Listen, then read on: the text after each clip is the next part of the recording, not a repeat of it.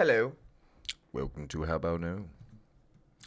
What we're going to do is we're going to watch this oversight of the U.S. Department of Justice. We're going to watch the DOJ hearing that Pam Bondi had. It's regarding, I think, the Epstein list. Yeah. Because senators and Congress members, I think, are allowed to go look at it and view it. So, we're going to do a live reaction of it and see what happened. Because I've seen a lot of different things.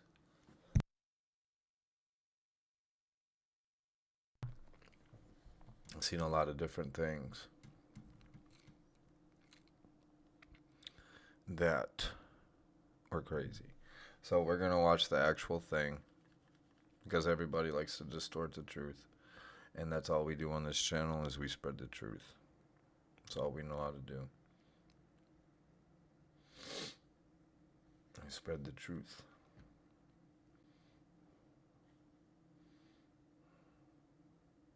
So let's start it. We welcome everyone to today's hearing on oversight of the Department of Justice. The chair now recognizes the gentleman from Wisconsin, Mr. Tiffany, to lead us in the Pledge of Allegiance. The good old Pledge of Allegiance.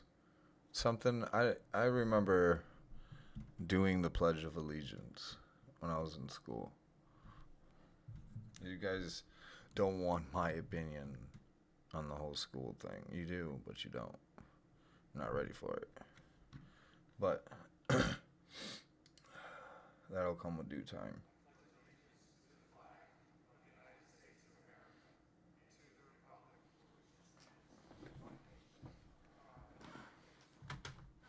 One nation under God, indivisible.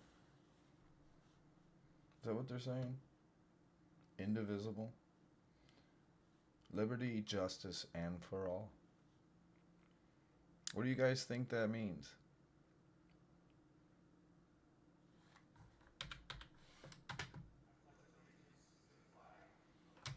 You're pledging allegiance to a fucking flag, first of all. You're not pledging your allegiance to God. You're pledging your allegiance to a flag. That's your first false idol of worship.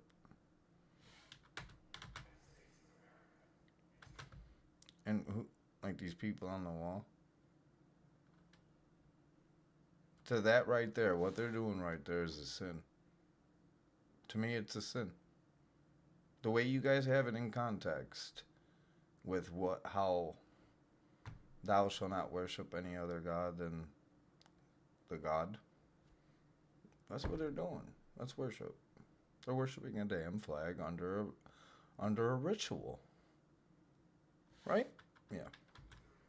And it's weird. They're in cadence with it. Like, what are you guys gonna summon with this? What's America known for? Superman and Batman. Is they gonna show up and save the day? Is them guys in the pictures gonna jump out? Are those guys in the picture gonna jump out of the wall? And you see how he's got his hand out? He's like this guy right here. He's got his hand out like, hey, what's up? But anyway, what I want to get at. There's nothing wrong with pledging your allegiance. But you have to pledge your allegiance to God. It's simple as that. And I'm not religious, okay? Don't get me wrong. You have to pledge your allegiance to God. To the one.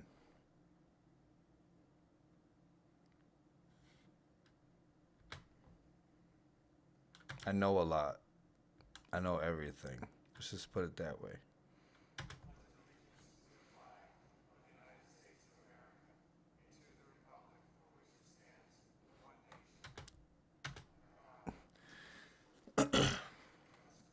It's not a bad saying. They added God to the mix at least. Even though everybody's taken the word God out of context over millennia. millennia. God has been taken out of so many different contexts and twisted. 18 cities, 11 states, 3 counties, and the District of Columbia are sanctuary jurisdictions, accounting for 30... Mr. Jordan, I don't know. I'm going to tell you guys straight up. I'm not familiar with majority of these people that we're going to see because I never followed politics, honestly, until like 2 months ago. So, but I've been awakened, and I have done intense amount of research. Intensively. 1% of the population in this country. 31% of the But this is Mr. Jordan. He's chairman of the committee. Look at this guy on the left. He doesn't look very happy, does he? If I poke and make jokes, it's just out of context. Don't take it serious. I'm not taking sides because, like I said, I don't know who majority of these people are. I don't take a side. I choose the one side. 1/3 of the American people live in a city, county, or state where the left-wing leadership tells local law enforcement not to work with federal law enforcement. Now, what does that mean in practice? Let's look at Abraham Gonzalez, who on September 20th, 2023, was arrested by Border Patrol for illegally entering the United States. And of course, the Biden administration released him into the... Now, if we bring up something that comes to my mind, this is what I will do for everybody. We will guaranteed fact check it, and I mean thoroughly fact check things that are said to a certain extent. I'm not going to get too crazy about this because I don't like chaos. I can't stand chaos.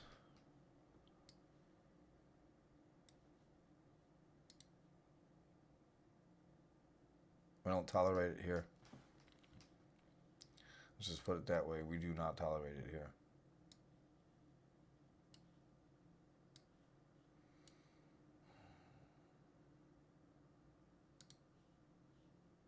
So I will bring something over here, and I am using man's technology.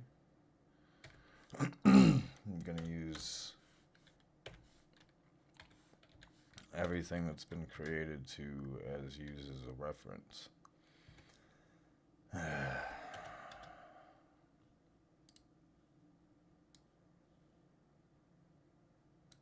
Alright, let's get back to it. 5 months later, February 26, 2024, Mr. Gonzalez is charged with assault. 2 weeks later, March 11, 2024, he's charged with felony motor vehicle theft. Oh, they jumped too fast. See that? 2024, he's charged with felony motor vehicle theft.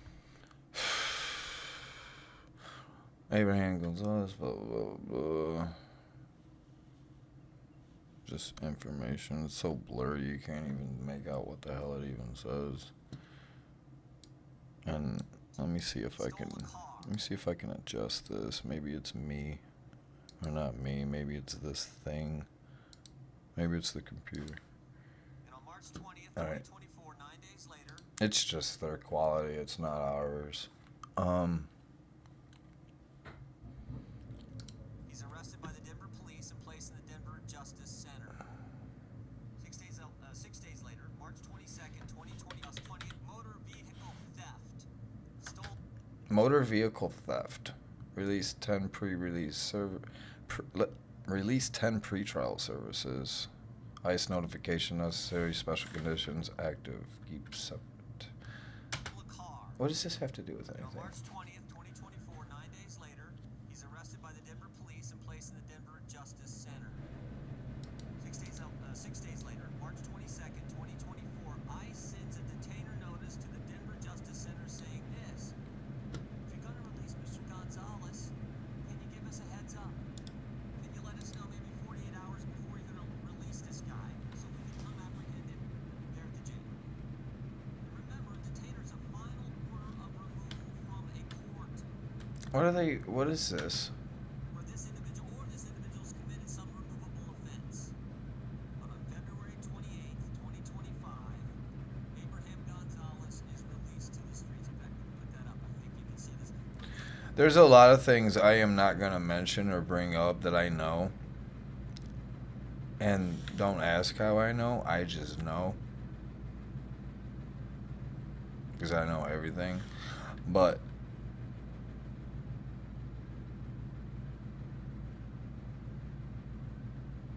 this guy on the left, he has not changed his demeanor, has he? And she's always staring down. I don't know what she's looking at. Yeah. That's not my...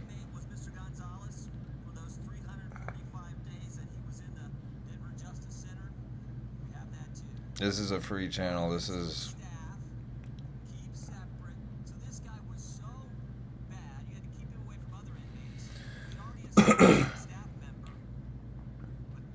I don't get any of that crap. So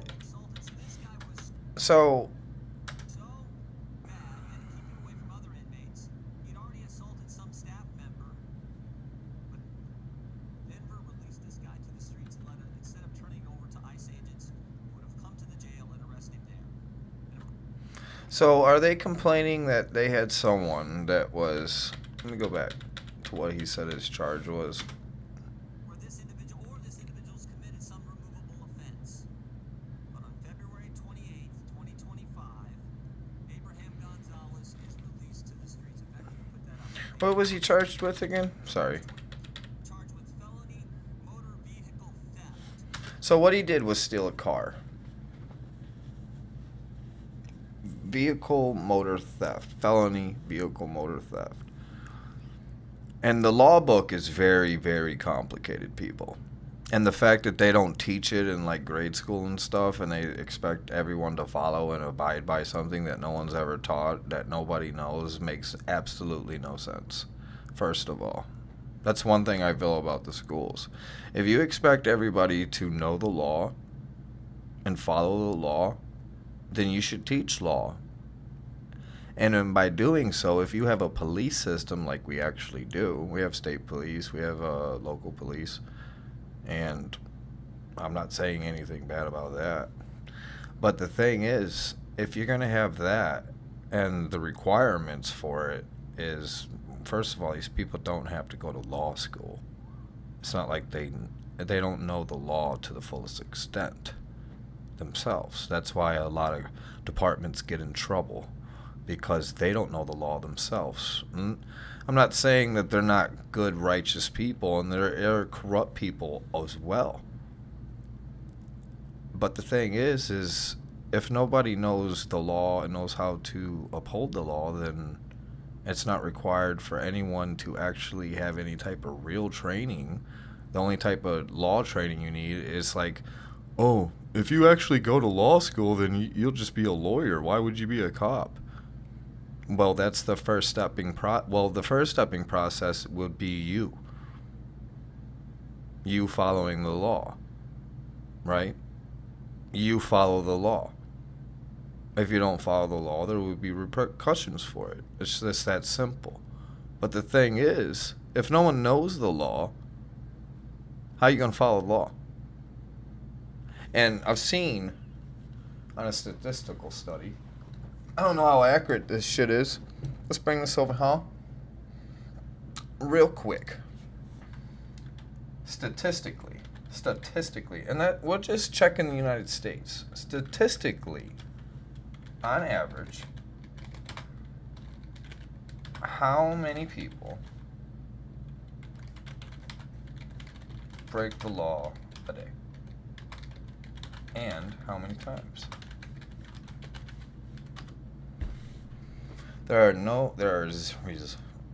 Just go to AI real quick. AI is quick. Let me explain to you guys how AI works.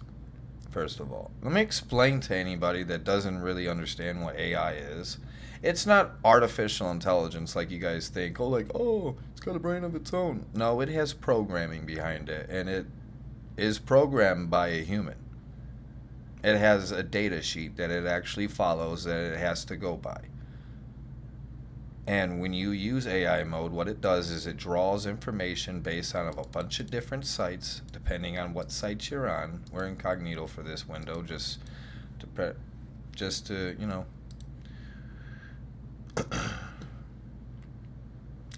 But what it does is it collects data from multiple websites, and then it shows you the top results of what you want to see and what you searched for. Here we go. FBI crime look. Proximity crime. Every 4 seconds someone commits a crime. Violent crimes. Every 25 seconds someone commits a crime. Aggravated assault every 40 seconds. So every robbery, every 2 minutes. Murder is every 3 minutes. That's insane. Using censored, what does this mean? Frequency of daily law breaking.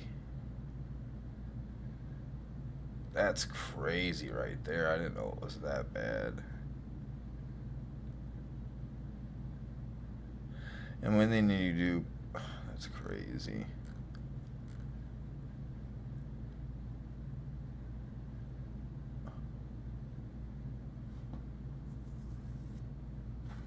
That's a lot of people dying every day. Well, it's not dying. I'm sorry. Well, it is, because it's every 30 minutes someone dies. That is so sad. That someone has to die every 30 minutes. That hurts my soul. It disrupts the unity.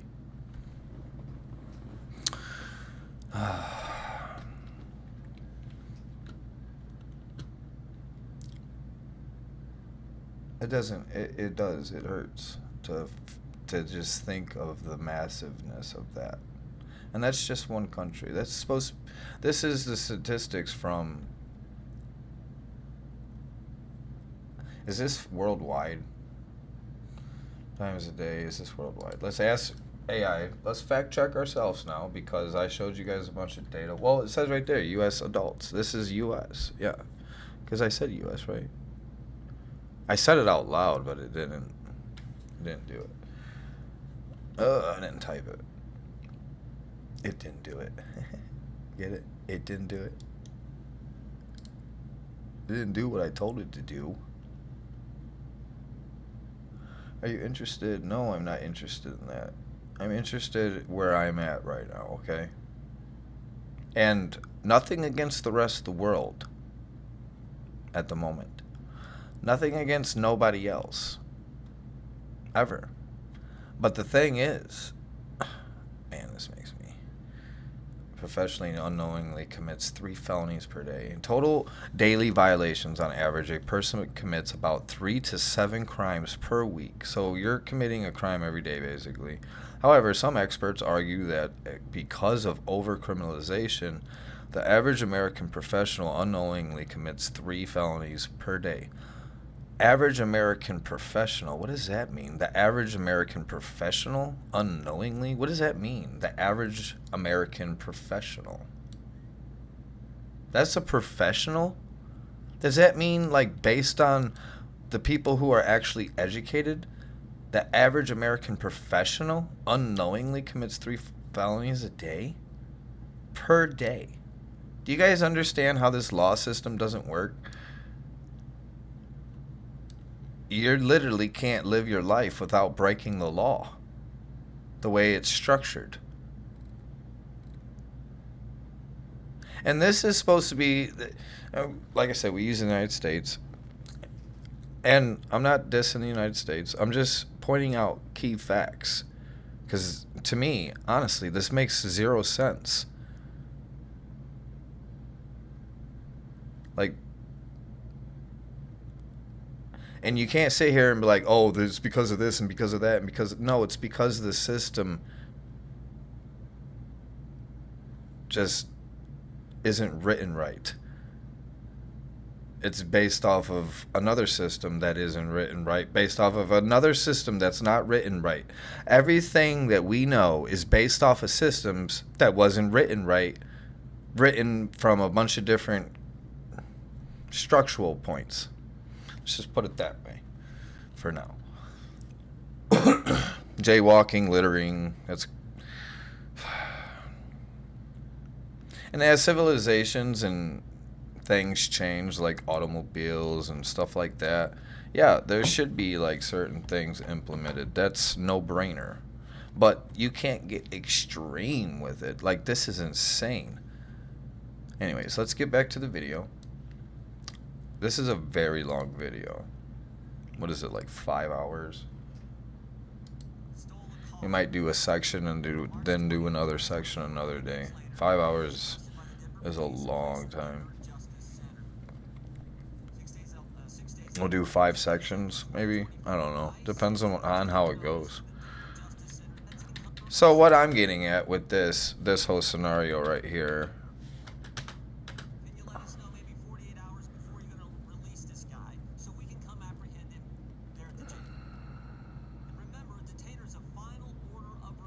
Let me do a check real quick, because I don't know who Mr. Jordan is. I don't know anybody by name. I don't know any of you by name. I know a few of you. Not all of you, though. Oh. Mr. Jordan, Chairman. Mr. Jordan. Oh, Mr. Jordan. Mr. Jordan. Just get a brief summary. I'm not doing no deep dive checks on nobody. Mr. Jordan, Chairman. We're just pulling up the basics. Who he is, what his authority is. Okay. Jim Jordan. He's a Republican from Ohio. Right? Is a prominent conservative U.S. congressman representing Ohio's 4th District, currently serving as the chairman of the House Judiciary Committee, a founder of the House Freedom Caucus. Jordan is a key ally of Donald Trump.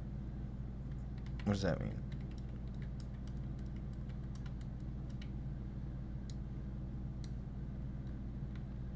A prominent conservative U.S. congressman. U.S. congressman. U.S. congressman's job duties. U.S. congressman's job duties serves 2-year terms representing their specific district by drafting, amending, and voting on legislation, serving on congressional committees, and conducting oversight of the executive branch. They also manage constituent services such as resolving federal agency issues and rebalance re-election campaigns with representing district interest in Washington, D.C. Representative. So he's just representative of Trump. I don't feel like the person that runs... Is he the one that runs it? U.S. Congressman. Or do they take turns? I don't know exactly 100% how this process goes.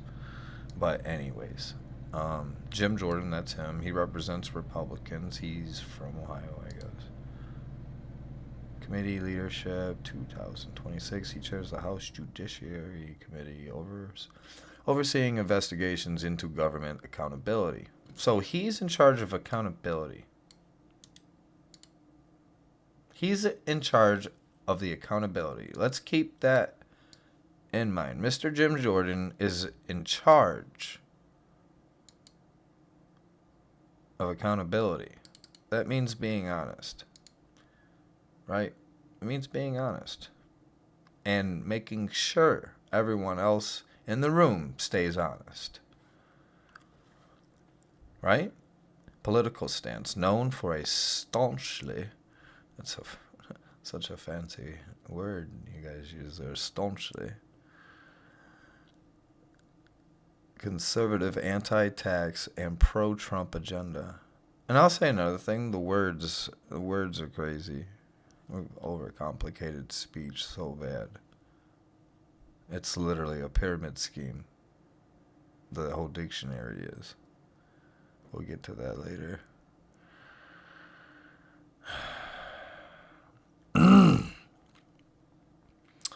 Politicals. Well, we already read that. Key actions. He led investigations into the Biden administration actions, challenged investigations into President Trump, and recently initiated probes into foreign regulatory actions affecting U.S. companies. Background: born in Troy, Ohio. He has been a member of the U.S. House of Representatives since '07. Jordan's focus in 2026 includes, but is not limited to, holding oversight hearings on the executive branch, investigating weaponization of government. So, he's in charge of the oversights of weaponization of government, which is what I guess that's what they're investigating, correct? I already know what's going on, but like I said, we stay in the middle. I know exactly what's going on.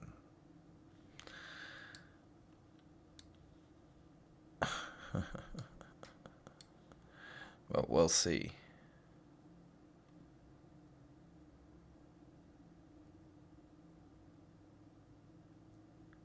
So, Mr. Jim Jordan, he represents keeping America true. Let's say that. He keeps it true, and he's supposed to keep it. He's supposed to keep the truth, right? He's supposed to make sure that everybody here stays true to their word and their answers. So, with that being said, he needs to be highly educated on the topic at hand. He should have been one of the first people to go through the unredacted files. And if he refused to, then he shouldn't be in control of this, first of all. If he didn't want to go through it himself because he has to be the oversight person on this, unless he is representing Trump, so with common sense though, if you really think about it, he should have been the first person. If he knew he was going to run this Bondi hearing, he should have been the first person to jump in that file and be like, what am I getting into? Right? What am I getting myself into? Because he's basically, he's the moderator. He's the person that's supposed to hold the peace during this debate, basically. It's not really a debate. That's the thing. This is an actual hearing. This is an oversight hearing. And that is, for anybody that doesn't know things, that's how I said, we'll look everything up. We're using their algorithm system that they created. And we already explained what that was. Oops, oversight hearing. Oh, is this just to discuss stuff, but not do nothing? Is that what it really is? Is this just a show to put on? In February 2026, I just want to know what an oversight hearing is. What is the point of this? In the context of the U.S. Congress, an oversight hearing is the formal meeting where committees review, monitor, and supervise the implementation of public policy by the executive branch. These hearings serve to hold federal agencies accountable for their performance, use of public funds, and adherence to legislation. So, this stuff right here is irrelevant. That's the algorithm that's put into and updated, mind you, all the time. And Windows just had a huge update, I think.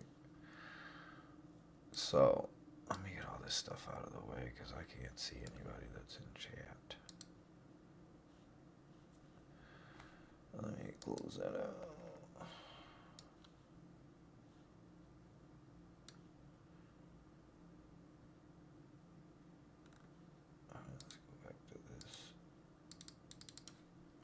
Boop, boop.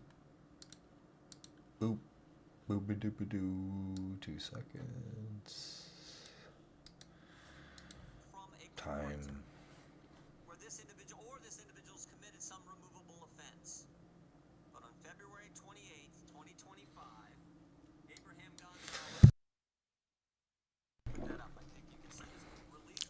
The guy on the left, he don't.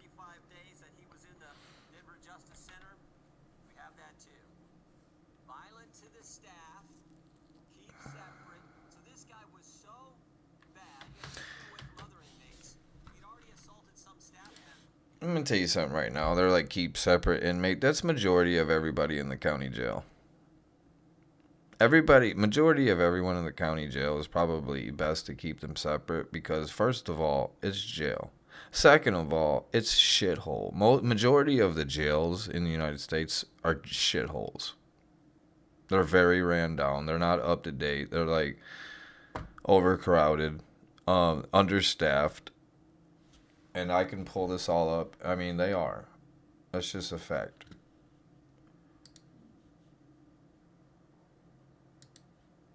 I'm not gonna pull that up. That's just a fact. And they're not ran right.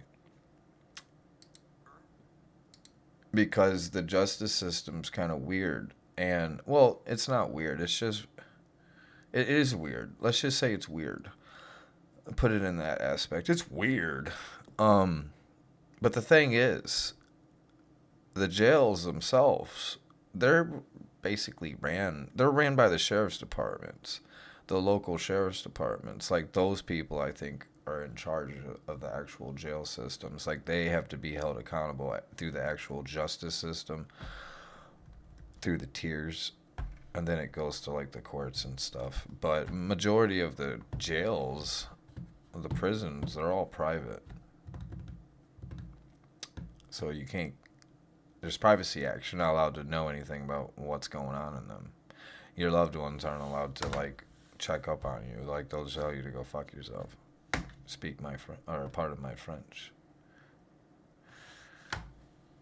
If it offends you, I'm sorry. For I do not come to offend. We come for justice. We come for see what's going on. The thing is I really think that, like, considering what the whole thing's about, is this the whole oversight hearing? Is this about a bunch of different stuff? Is that what this is? Can we turn it? Let's turn these on so you guys can actually... Here, let me move me out of the way. This is what happens when you have a sanctuary jurisdiction. Right now in Minnesota, there are 1,360 detainer notices for violent offenders. Governor Walz and others have released 470 criminal... I'll move myself around depending on what's happening in the video, I guess. Nationwide, it's over 17,000 that we know of. What's he talking about? Since President Trump's been in office, over 17,000 times a detainer was filed, and those individuals were released to the streets instead of turned over to federal law enforcement. 17,864 times. Illegals who've been charged.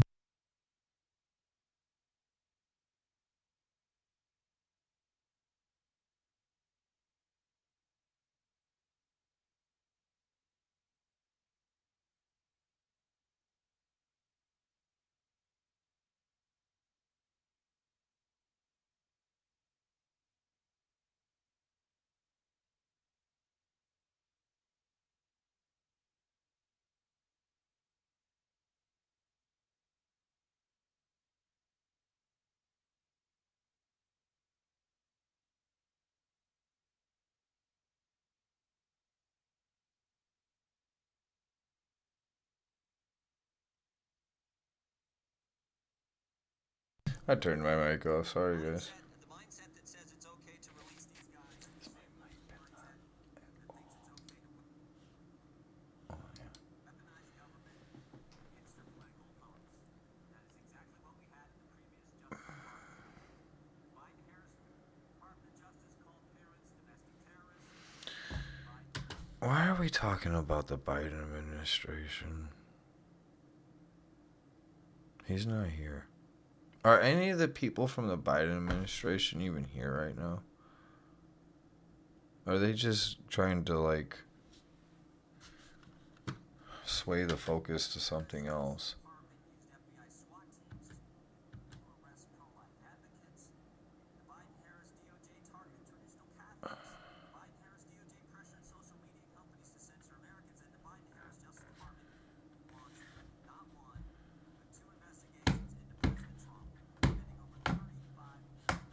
There's a lot of stuff that they're going to talk about that I'm not going to touch on at this moment.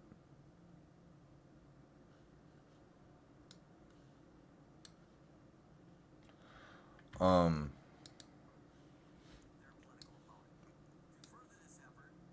yeah, I can't talk about how I feel about that right now. No one's ready for that. And that ain't,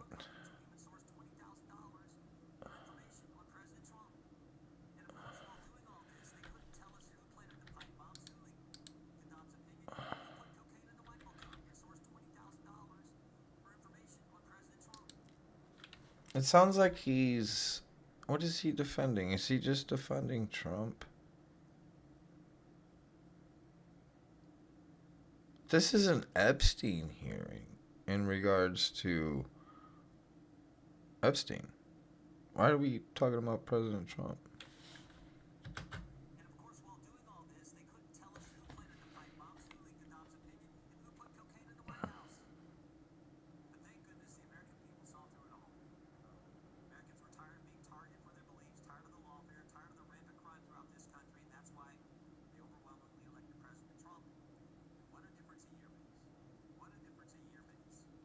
I'm not going to give my opinion of Trump.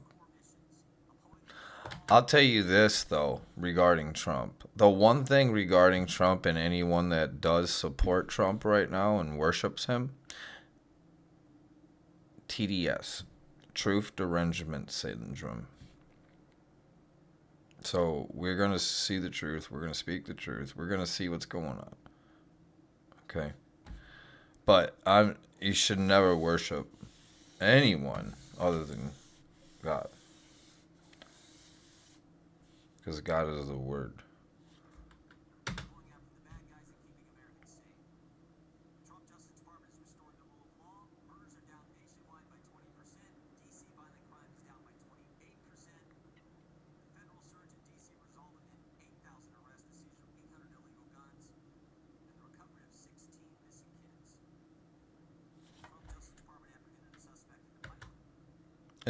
None of this has to do with Epstein, does it?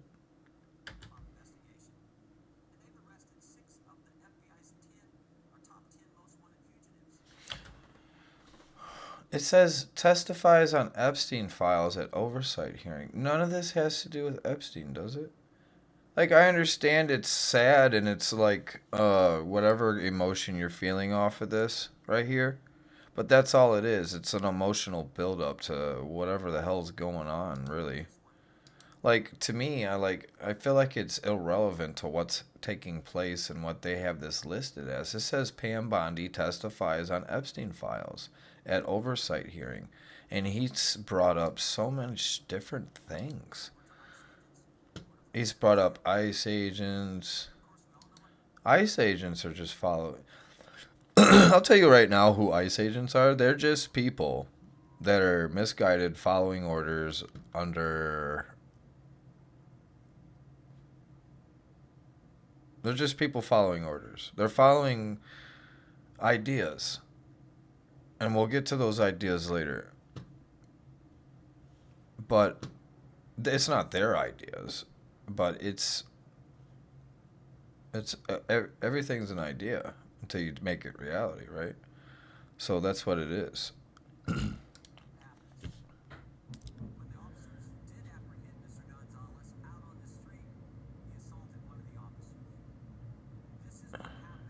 This is what happens. Is he just trying to knock people? He's supposed to be biased, right?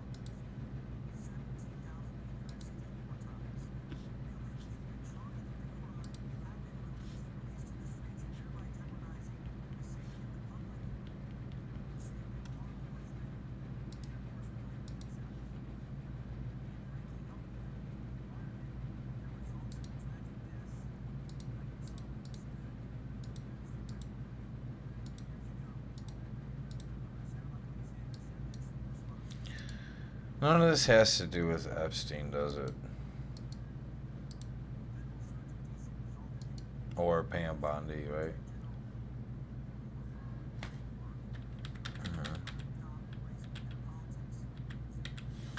Did they did they really just spend, how long was this? 7 minutes. That's not very long. I did skip through it, and it's not because I don't care or anything. It's just because we're here to focus on what I have it listed as well as what they have it listed as, because it says Pam Bondi testifies in Epstein files. To me, all this stuff that he stated beforehand, this is irrelevant to what you guys even have it listed as, right? Why? Like, I feel like he's trying to like hype her up before this starts, and then there's nothing wrong with recognizing somebody's accomplishments. That's not what I'm saying either. But what I'm saying is, all of this is irrelevant. This can be dealt with on another. Like, sounds like most of the stuff he's talking about isn't actual. It's not. Is it federal stuff? Let me see what he's saying.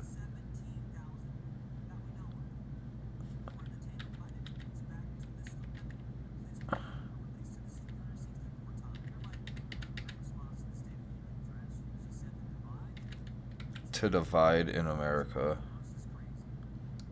Who said that?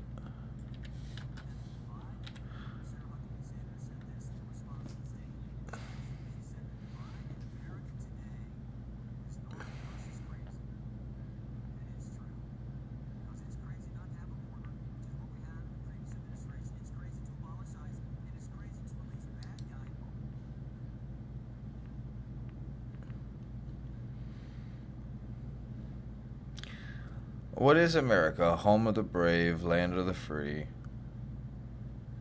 Let me go back to what the Pledge of Allegiance was.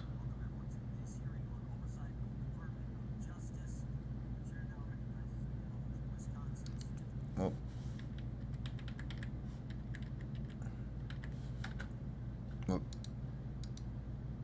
what's all this crap? There we go.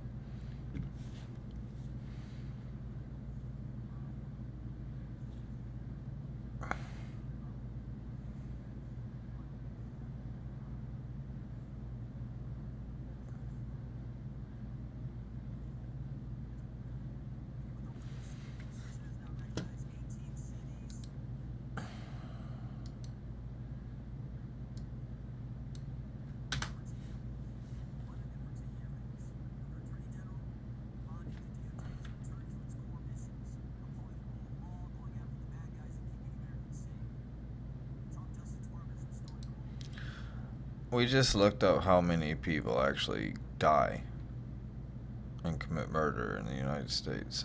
And it's literally someone dies from murder every 30 minutes. You guys think that's good statistics?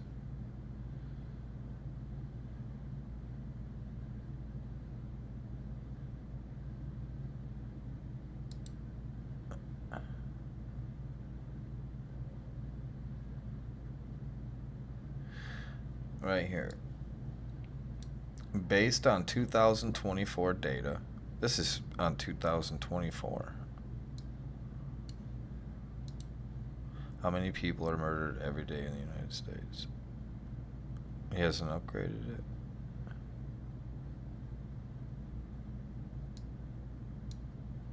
it. Key homicides. Every 31 minutes. It's insane.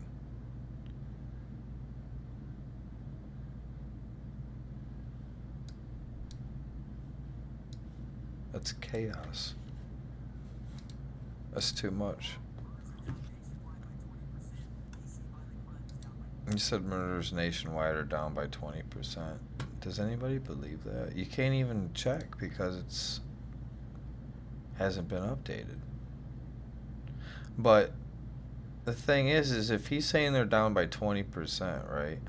And right here, this is 2024 to 2025. So you can't really incorporate this because he literally said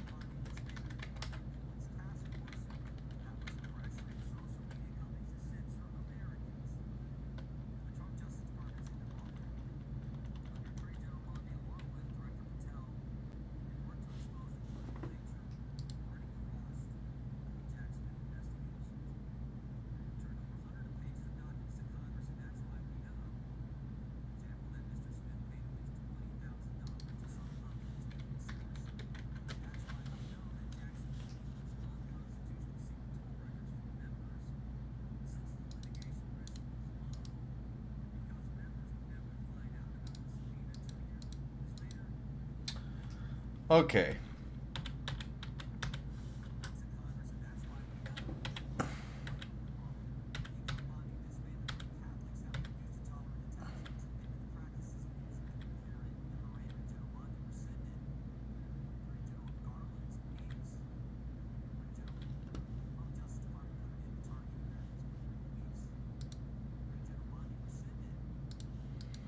I don't know who's doing the math for these people.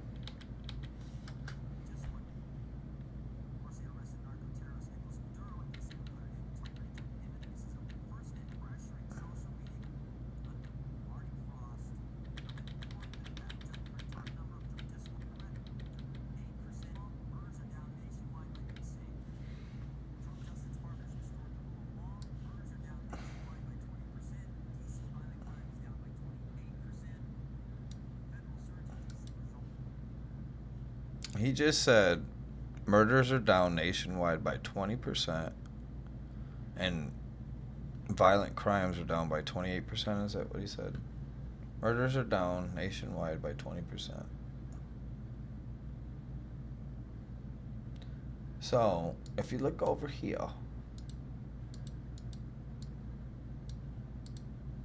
and pull out our handy dandy notebook, I guess that's what you call it.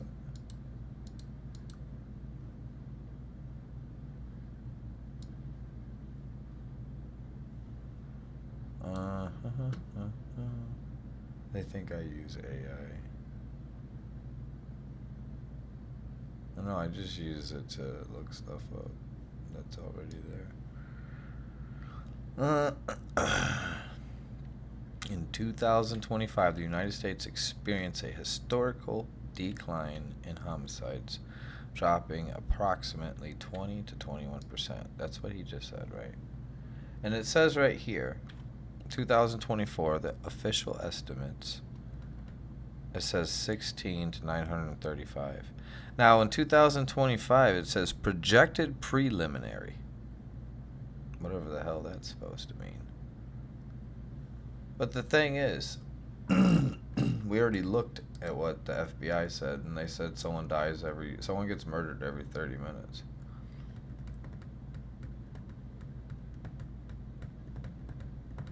In reality,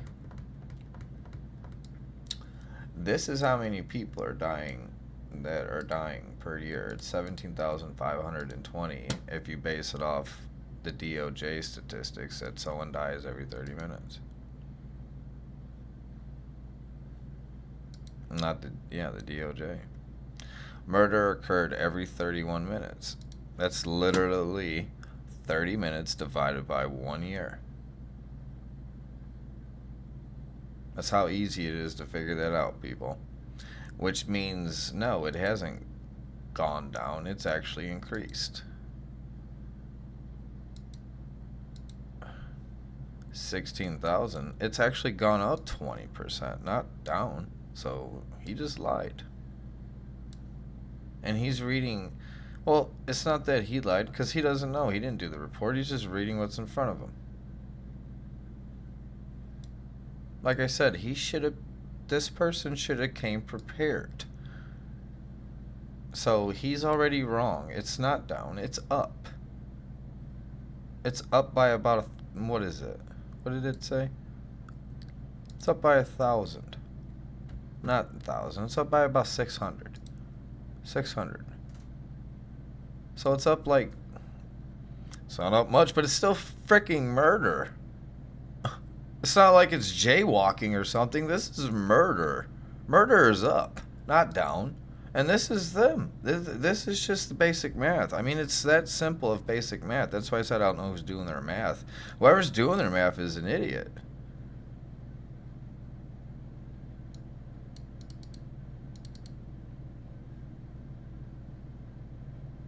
Because that's all you got to do. It would literally be... And actually, I accidentally typed it in backwards, so I said flip it. Flipping the calculation means dividing 1 year by 30 minutes. The result is 17,520 for a standard 365-day year. This tells you how many 30-minute blocks fit into a full year, which is 17,520. And then if it's leap year, there's more. So if there's extra days in this freaking calendar system, then there's more. So the longer the years are, the more murders are, right?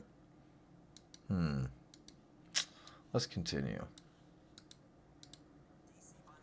I'm not going to say he lied. I'm just going to say he's wrong. He doesn't know because, like I said, he's just reading something. It's not like he did the math. Unless he did. And if he did do the math, he can't. He doesn't know basic math because it's literally division. Oh, look at what it is. It's division to cause division.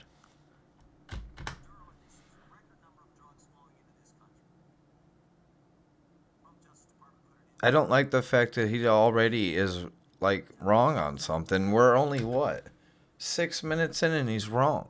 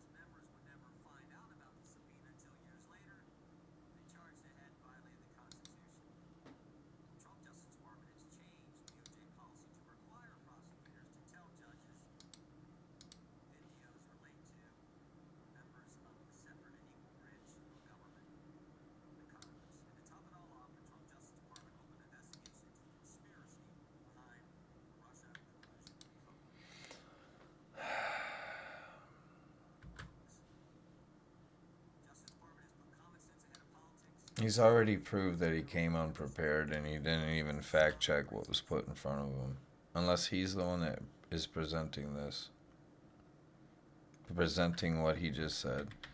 The fact that he lied about this. Not lied. The fact that he misinformed everybody about that is just blowing my mind away because that was a very important thing. It's not down, it's up.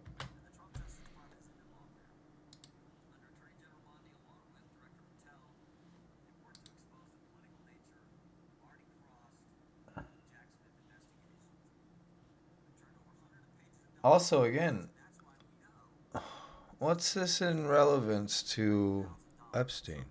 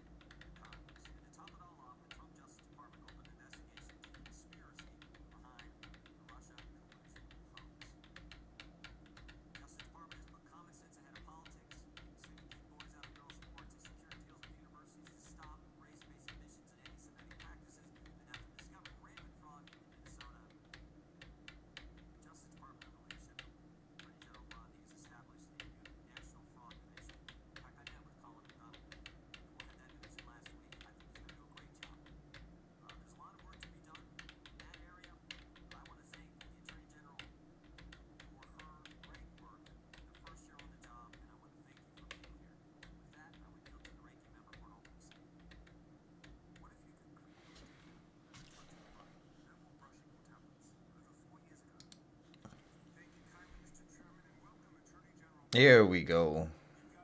Time to start. Before we start this, I am actually going to step aside for a second and I shall be right back. About 2 minutes. Um,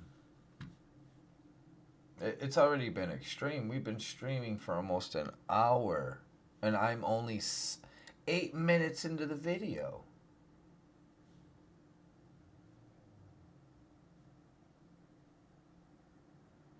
That's crazy.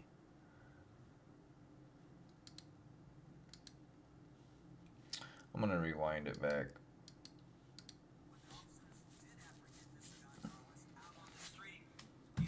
I will be right back, guys. Guys and gals, gents. Right now in Minnesota, there are 1,460 detainer notices for violent offenders. Governor Walz and others have released 470 criminal illegal aliens back to the streets. In New York State, it's 7,000. Nationwide, it's over 17,000 that we know of.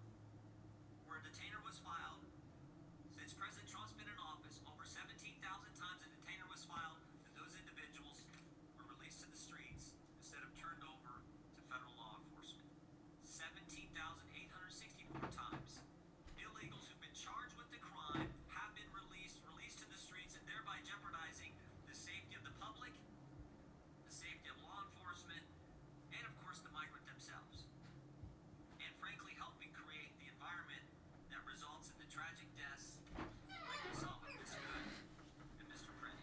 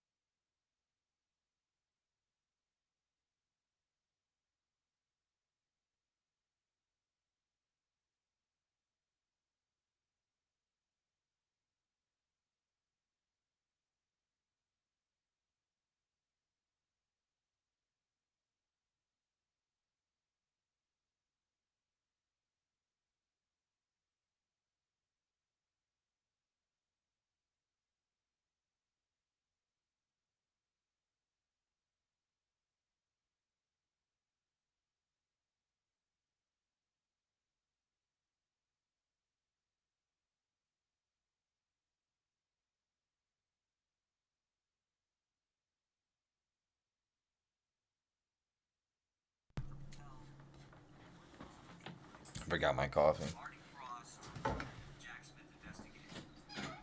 They turned over hundreds of pages of documents to Congress, and that's why we know, for example, that Mr. Smith paid at least $20,000 to some confidential human source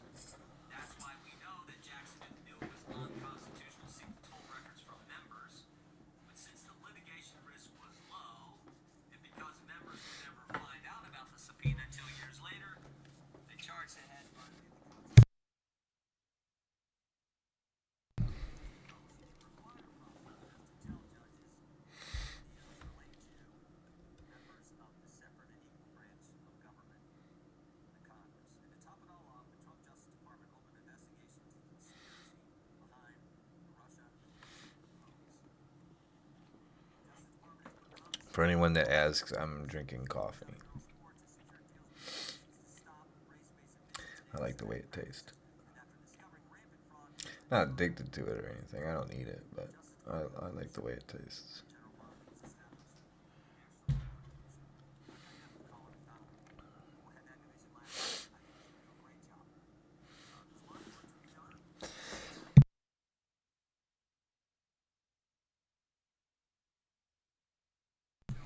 Allergic to that bullshit.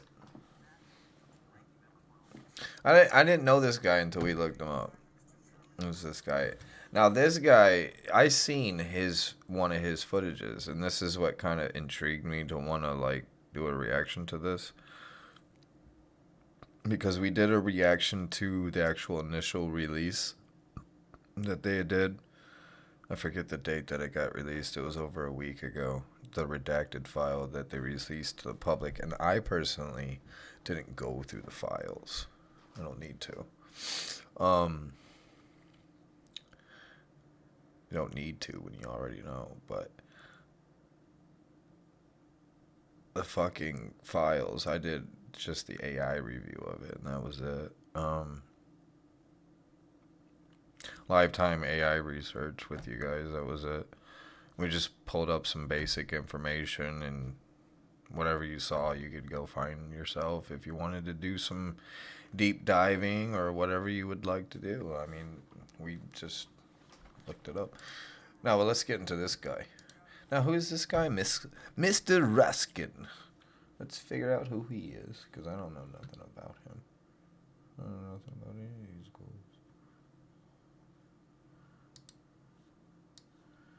We will cast our judgment, though.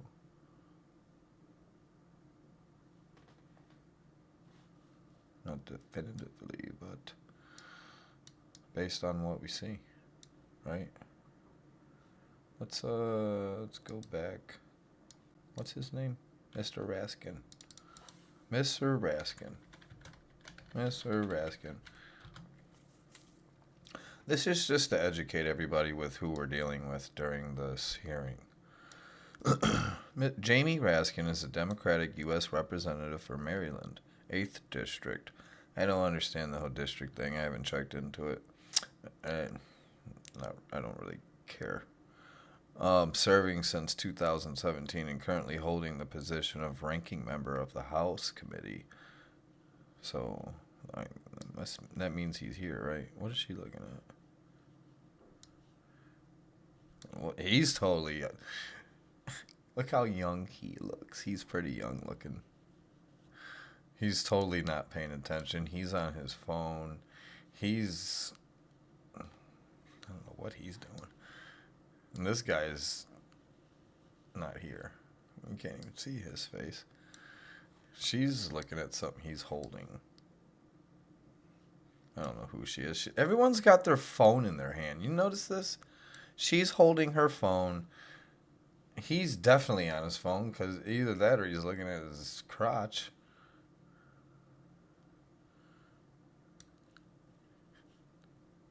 Like, oh my gosh. No one's even paying attention.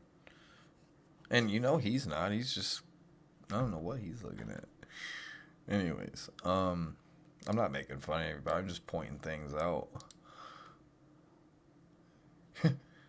Anyways, a former constitutional law professor, so he should know law, right? That's pretty good. Per the Constitution. Now, I have studied the Constitution in the last month, very in-depthly. I'm not going to give my opinion right now based on what I read and how I feel about everything. I have studied a lot of stuff very quickly and obtained all this knowledge, so let's figure out together.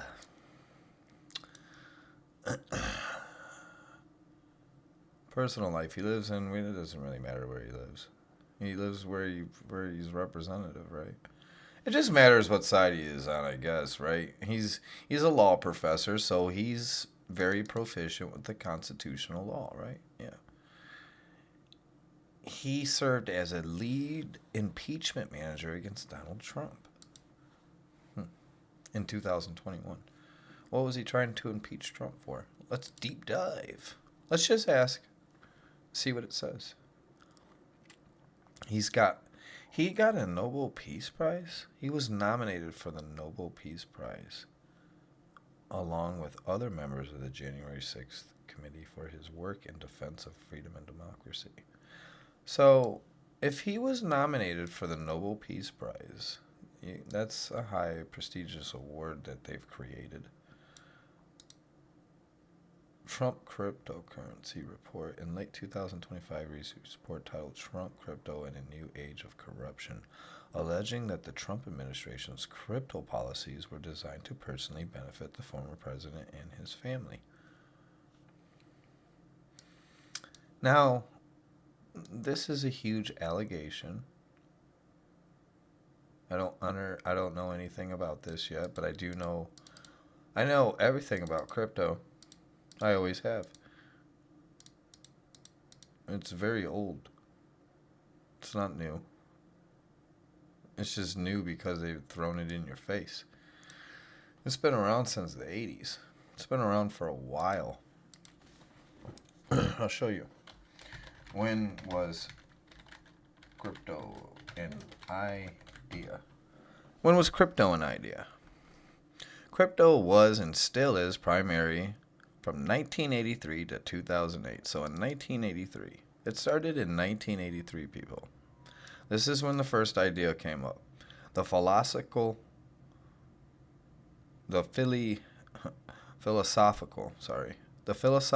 idea, 1983 to 2008, the initial idea for crypto was rooted in privacy and technical sovereignty long before it became a financial asset. American cryptographer David Chong published a paper outlining the idea of untraceable, anonymous electronic money that didn't require banks. Sounds pretty fucked up. Excuse my French again. Or is that what you guys say? Excuse your French? Excuse your French, or whatever. I'm sorry if it offends anyone. I really am. Take that with deep consideration.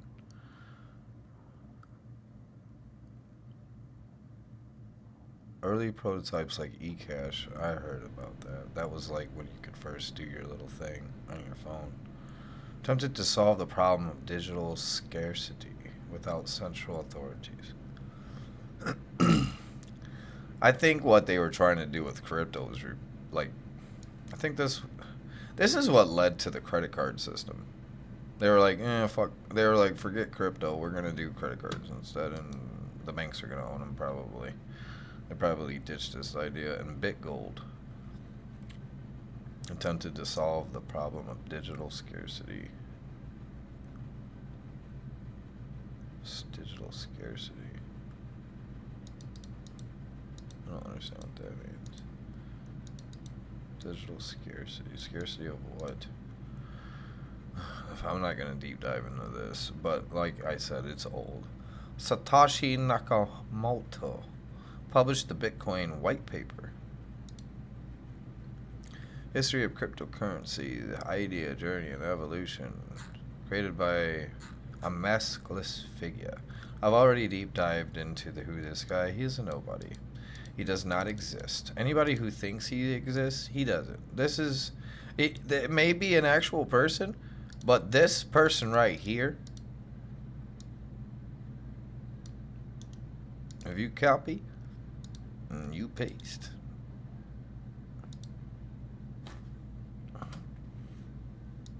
they show you these AI images of somebody. It's all fake. Who is he really?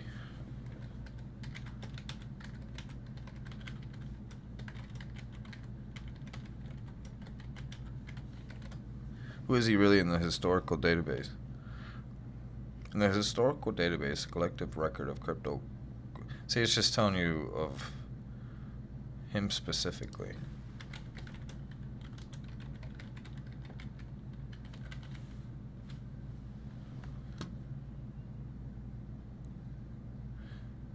remains a pseudos with no confirmed real world. He's made up he's just a made up person.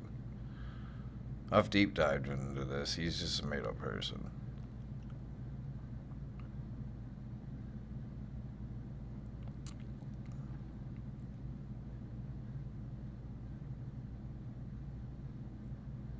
It's a NPC, non-playable character, playing in the wrong game.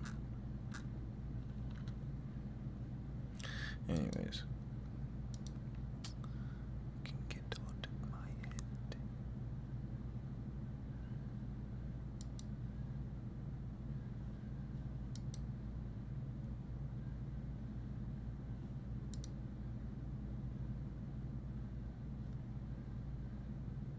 Early 2010s, a small group. So anywho.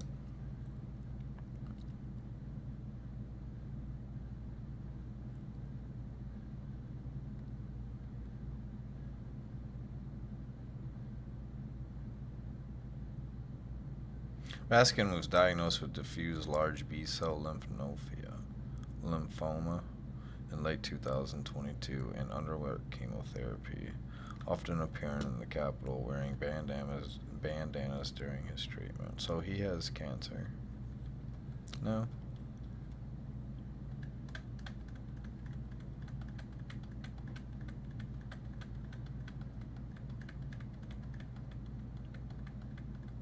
He's married, former Deputy Secretary of the Treasury. That's a very prestigious role, right? Treasury is the gold and stuff, or the gold and the money and all that crap.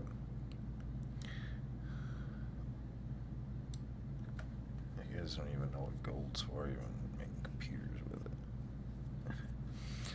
it. He's got a wife. I don't want to put out his personal information. I already put out enough. It's, but he seems to be. I mean, the fact that he has a pretty good standing career. Lead impeachment. What?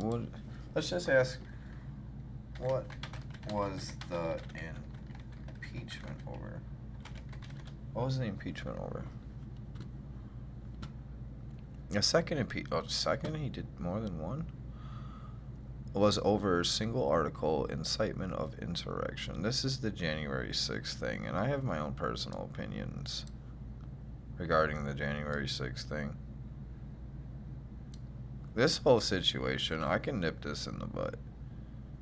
And during the impeachment centered on Trump's actions leading up to and during the January 6, 2021 attack on the U.S. Capitol.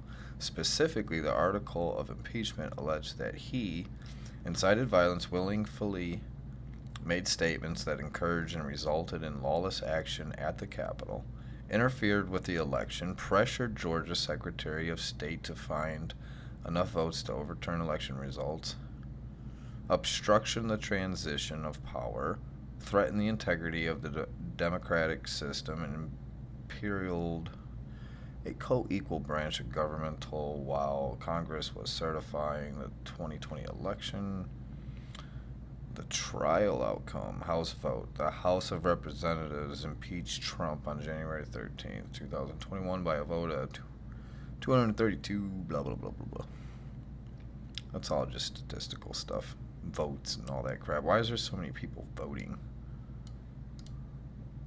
This is a lot, too. Why is so many people voting on one man? There can't be that many different opinions based off of a factual thing if you have the facts to back it up, right? That's a lot of people. House vote. That's 400 people. 400 people just to vote? That's dumb. That's a lot of people voting. With a 57-43 vote to convict, it fell 10 votes short of the 2/3 majority, 67 votes. That's a lot of people. And to be honest with you guys, the I feel like this increases depending on how much money we print, because it just seems that way. Every time money gets printed in a substantial amount, it seems like the voting goes up, you know? It's kind of weird to me. Obstruct, because it's never this big before. This is insane. It doesn't matter if it was or not, but this is insane to have this many people voting on one subject. It sure as hell ain't like this when you do other things. Like, I'm not saying it should be. I'm not saying anything about it. I just think it's weird. There's a lot of people voting on an issue. Is that how many people vote on every single time there's an impeachment? That's crazy. Obstruction, the transition of power, threaten the integrity of the democratic system, and imperialed a co-equal branch of government while Congress was certifying the 2020 election. Wait a second. Threatened the integrity of the democratic system and imperialed a co-equal branch of government? Did he do this? Imperialed. Such a classy term, isn't it? Co-equal branch. Was it co-equal? I don't know. I mean, I was following this back then. I mean, this is around COVID. This is around COVID.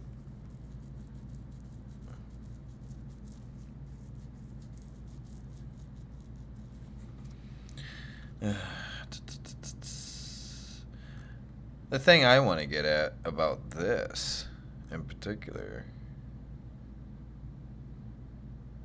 and the truth shall set you free. Because we got the facts. What was his impeachment over? Incitement of insurrection.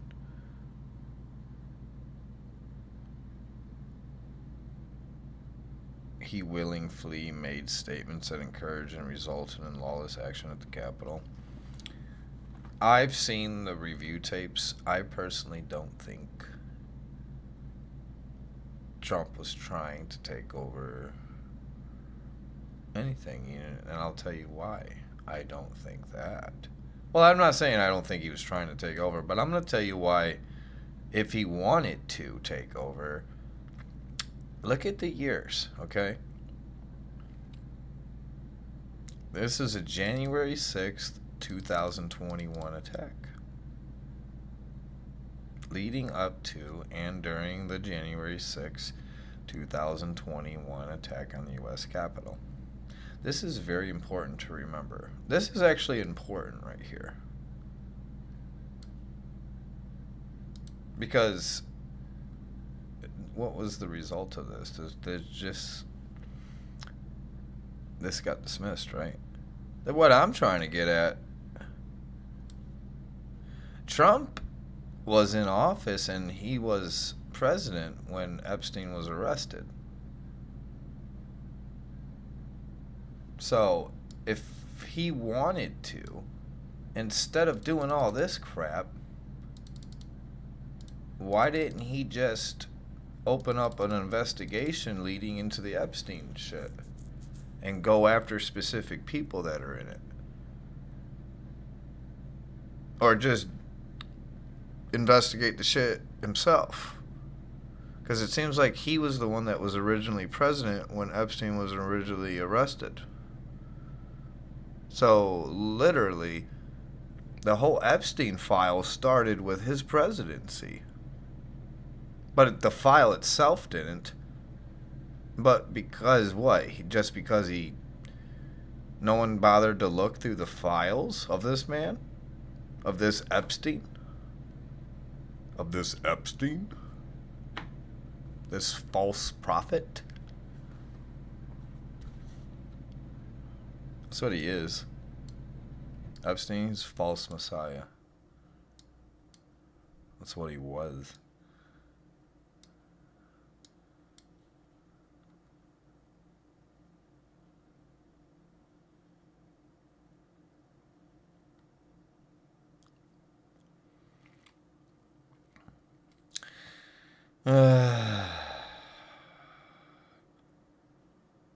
resulting in an acquittal.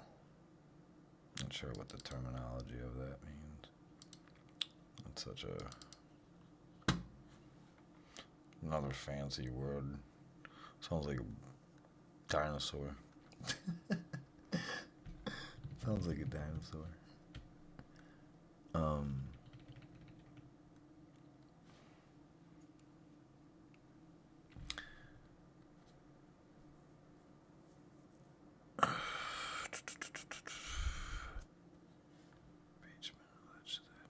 So I don't think he was responsible for this, because if he literally wanted to stay in office, couldn't he have just called like an emergency, like something was going on, like we got this guy, he committed suicide, and like, what did he commit suicide? Because he could have been used as,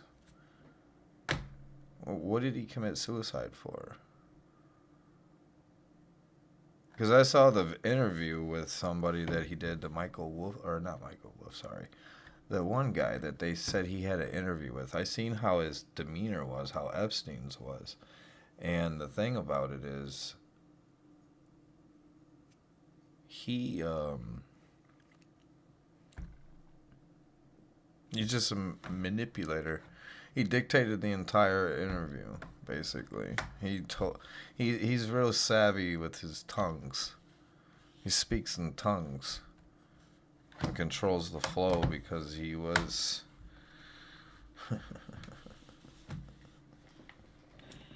that's what happens when you get touched, but you don't get fully touched. You only get one thing. You don't get it all. Oh yeah, you get it all. You wish you could have got it all. Nope. There's a reason there's a terminology of anti-Christ.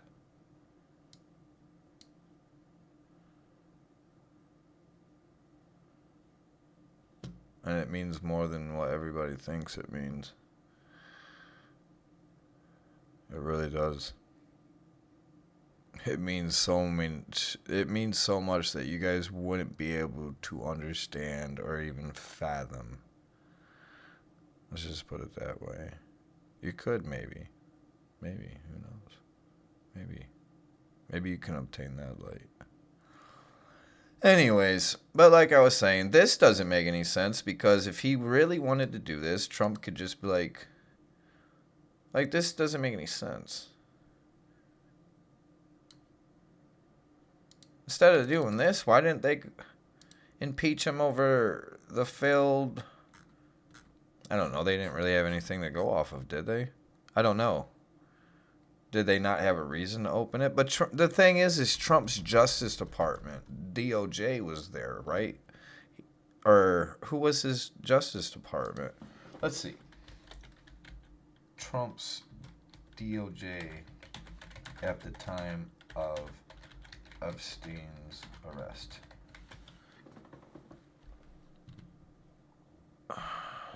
At the time of Jeffrey Epstein's arrest on July 6, 2019, the U.S. Department of Justice was led by Attorney General William Barr. Oversaw the DOJ during Epstein's 2000 indictment by federal. Barr expressed outrage and ordered a thorough investigation into the serious irregularities at the Metropolitan Correctional Center. His office led the 2019 investigation and brought the sex trafficking charges that resulted in the Epstein's arrest, asserting they were not bound by the previous 2008 non-prosecution agreement. His office led and brought the sex trafficking. So he brought him in. He brought the... Who is this guy? Steve Berman. He is the global chair, New York. He works in New York. What's up with him? What's he doing? Is he not doing nothing? Is he not doing nothing with himself? What's he doing now?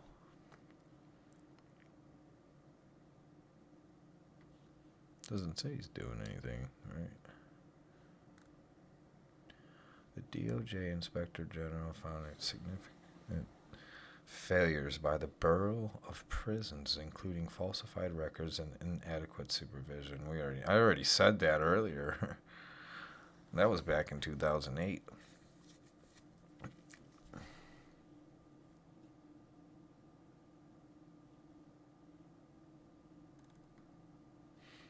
This guy.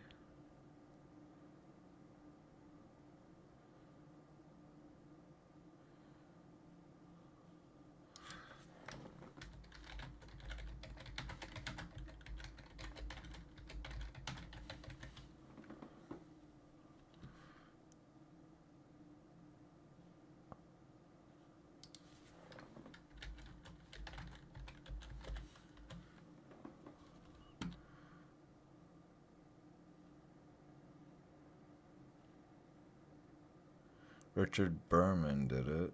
Okay, let's go back real quick. Let's backtrack a second.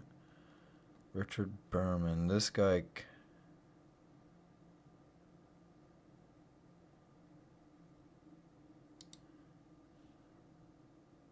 It's funny how I went to him first, isn't it? Had a hunch.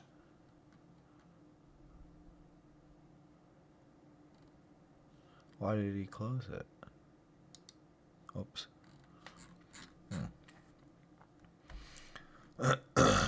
2008.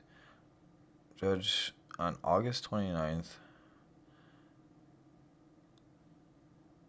When did his official death happen? When did his Epstein's death?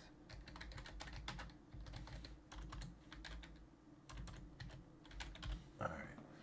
Epstein's death. Death of Jeffrey Epstein. What day was it? He died August 10th. His death was officially ruled a suicide by hanging by the New York City Medical Examiner. We're going to keep this up, because we'll investigate that later, I guess, right? I don't know. Maybe.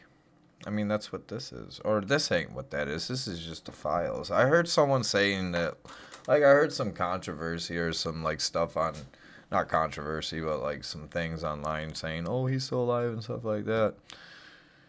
I don't know.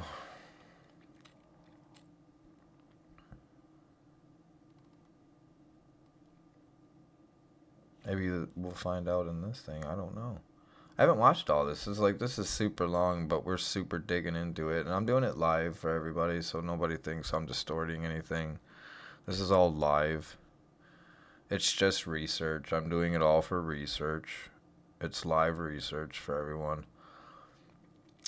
And we're learning together. We're letting the truth come out, basically. We're just learning together. We're learning, and we're just seeing what's going on based off what this says. And if this is wrong, then I don't know what to say, right? If this is wrong, then what's it here for? If it's wrong, what's it here for? You know what I mean? Reverse course and reopen the case.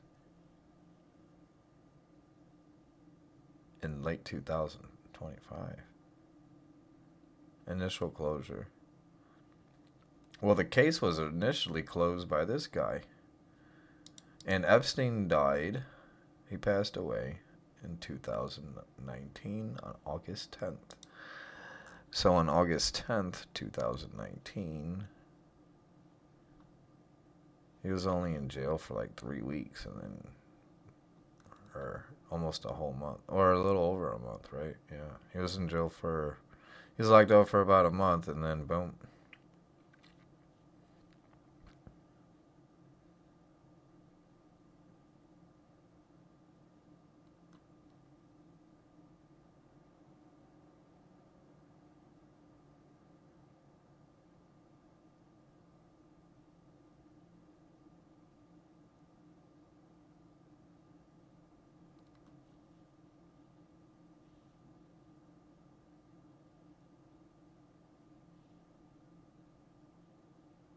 The U.S. Attorney in Florida, well, Secretary of Labor.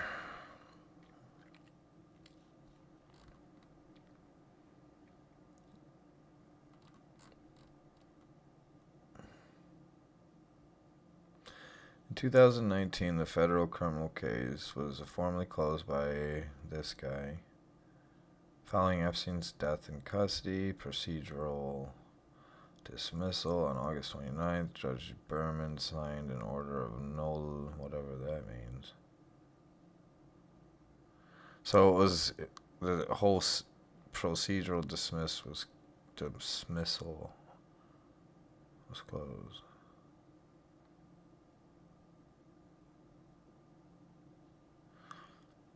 What was the... It's an investigation, though. Wouldn't have him getting arrested opened up a full-blown investigation into the whole thing? Like, they had to have known what was in there, right? And supposedly if he dies, like, everything else just disappears. Is that how it works? I don't think that's how it works. They closed the case. Well, they closed the investigation.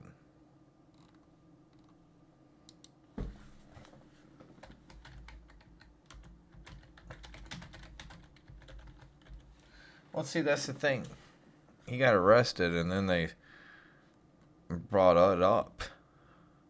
And seeing that people were keeping tabs on this dude for a long time. For a very long time. I mean, look at how long his damn file is. Holy crap. Look at how many they say there was, like 8 million pages or something. 8 million file pages. That's insane on one person. Talk about a record. You could get to the heavens with that. Anyways. Epstein's death. I'm just saying, that doesn't make any sense. It doesn't make any sense because, like I said before, Mr. Raskin, this man here, who looks, he has cancer. Cancer sucks, I guess. Well, I don't guess. It sucks. Sorry for anybody suffering from that disease. And I wish you well. I wish you the best, and I hope you feel better. You could.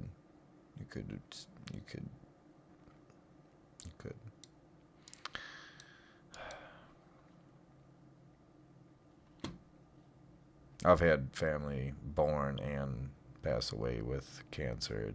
It sucks. That's why I was like, I guess I don't like discussing it. It brings sorrow. It brings sorrow. Institutional failures. Epstein hanged himself with a strip of bedsheet or a t-shirt or a shirt fashioned into a noose. An autopsy identified fractures to his thyroid cartilage. Thyroid cartilage? His thyroid cartilage?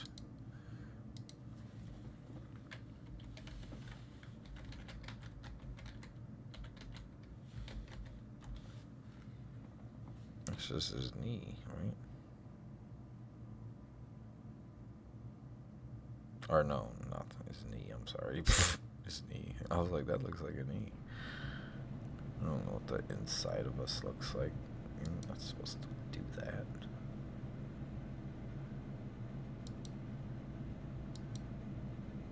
Well, you can if you want, I guess.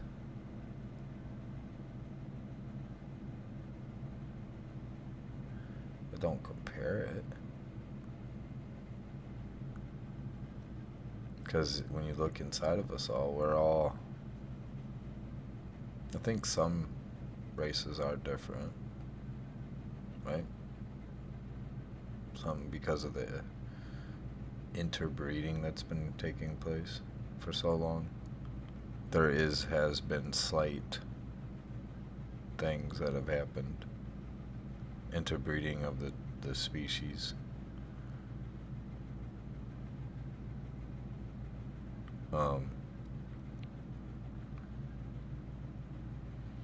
But the thing is all the species became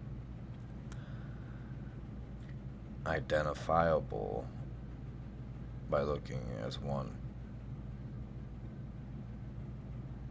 So,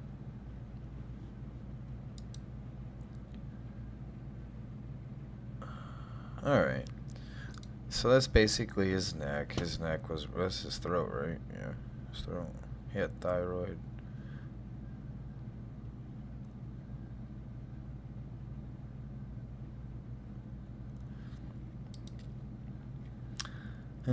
Two cameras outside Epstein's cell malfunctioned on the night of his death. Two guards on duty, Tova Noel and Michael Thomas, fell asleep for several hours and later admitted to falsifying logs to show they had performed required 30-minute checks. And the COs do that, right? They do little walkthroughs or whatever. They check everybody. They're like, hey, how's everybody going? That's what I've heard. That's what people have said. That's what I've seen. Under the tinny.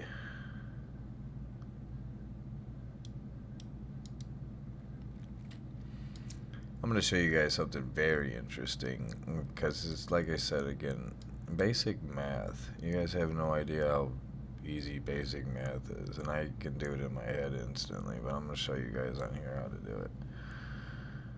I've never had to show my work. That's not required for me. I don't have to. I don't need to explain myself to anybody.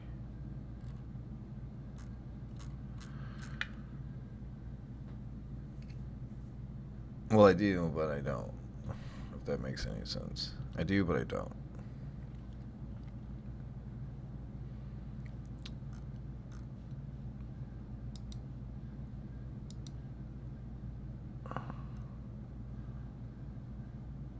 You do, but you don't. But you do. If it's the word, then you do. You have to explain yourself and be held accountable. If someone's checking your behaviors, then you should hold yourself accountable. Don't make someone else feel like they're crazy because of what they saw.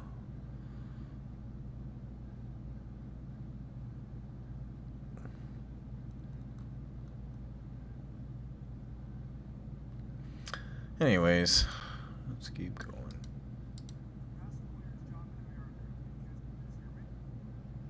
My goodness.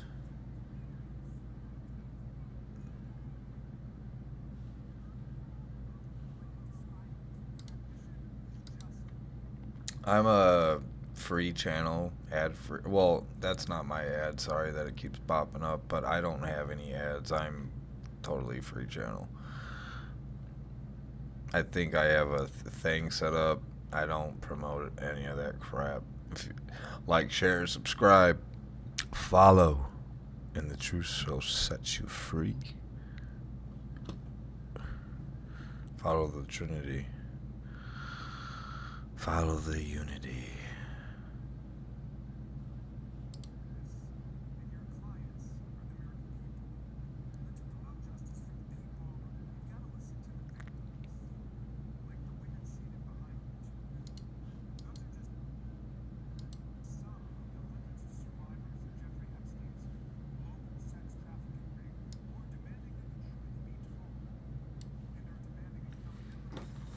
We're just using basic AI. It's just Google.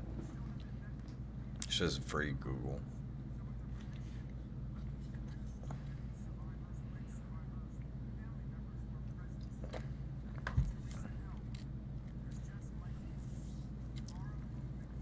I mean, it's access to anybody. I'm doing it live in front of you guys. I'm not manipulating or altering anything.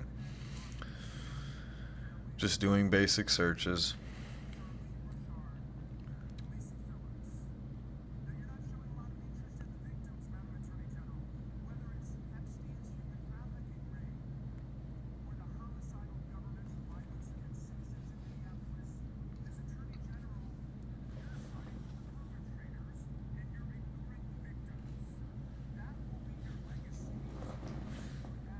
I don't sleep very much.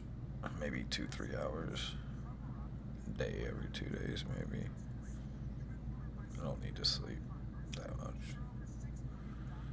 I do when I, like, I don't know, just want to take a break. My mind fall into the void for a little bit. Some rest.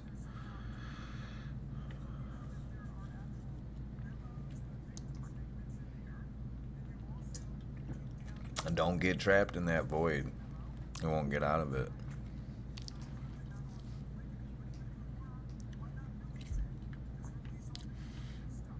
Just sit there for a little bit, get your energy back.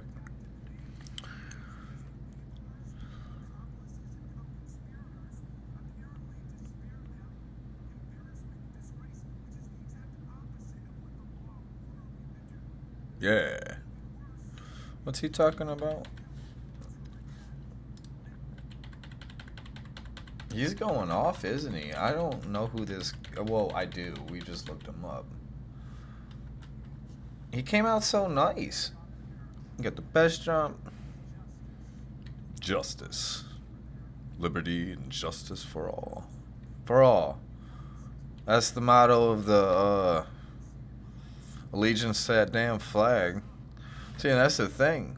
Y'all pledged to a damn flag. You didn't pledge to the country. You pledged to a flag. That's not God.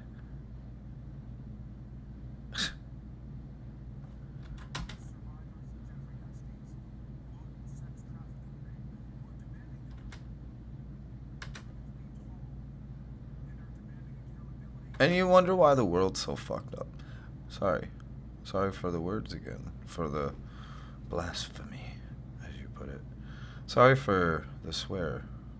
The swears. There's so many different terminologies that have been created. It's so dumb. But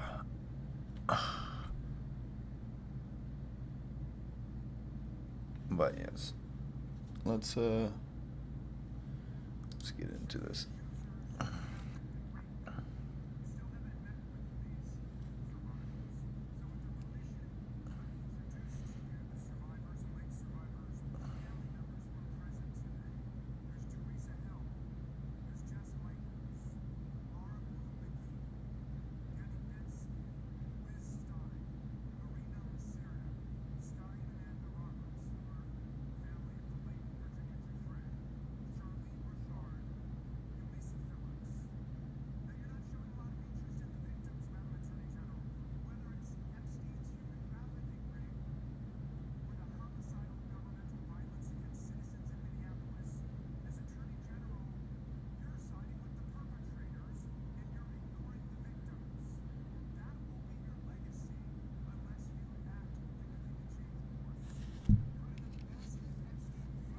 Fucking hands.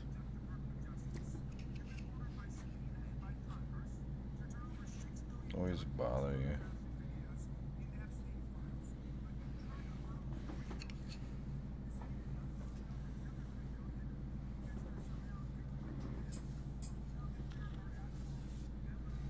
They're so in tune with my frequency.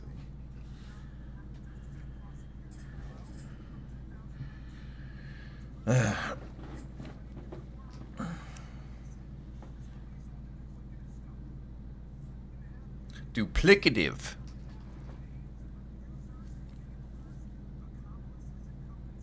What did it say he was? What side of the coin does he play? He plays on the Democratic side.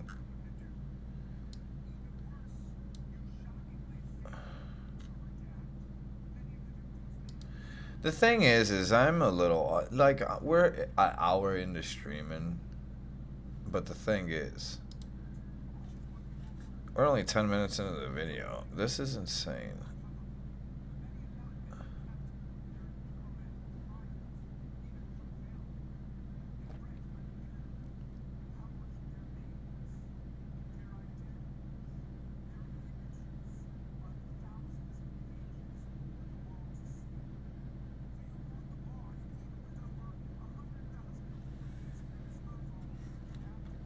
Maybe he was looking at paperwork earlier. I don't know. I only say that because the guy that's currently behind Mr. Raskin, he's looking at paperwork. Or he's looking at something.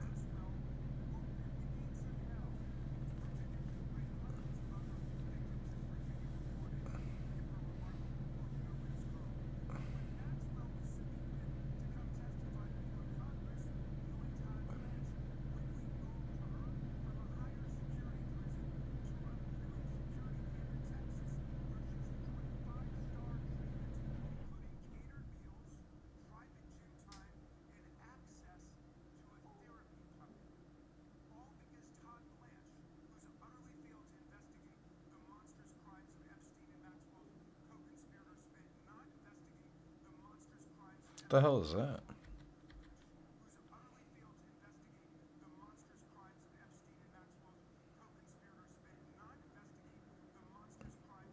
Why did it black out like that? That's weird, isn't it?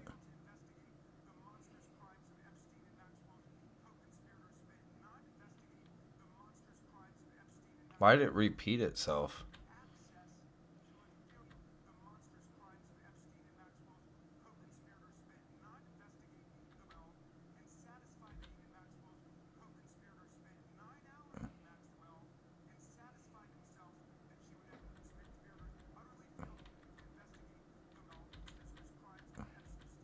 You guys notice a shift in tone right here?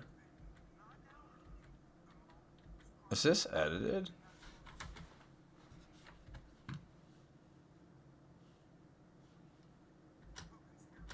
You guys see that?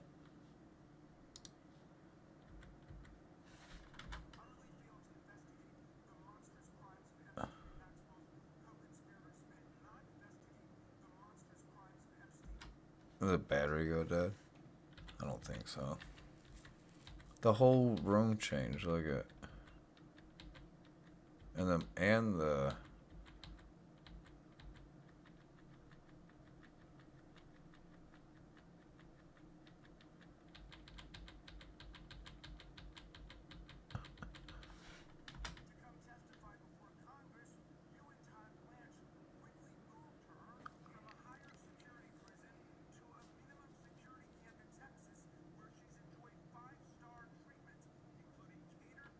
This is the official website release. Like the Associated Press. Watch live is hearing titled. This was live. I'm watching the live version. Supposedly. A lot of people are watching this. The numbers going up so fast.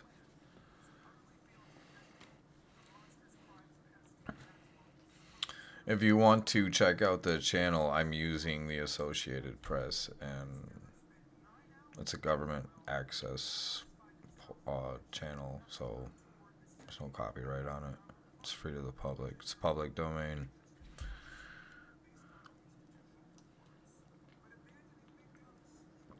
Everything's free. Land of the free, right? Isn't that what it's called?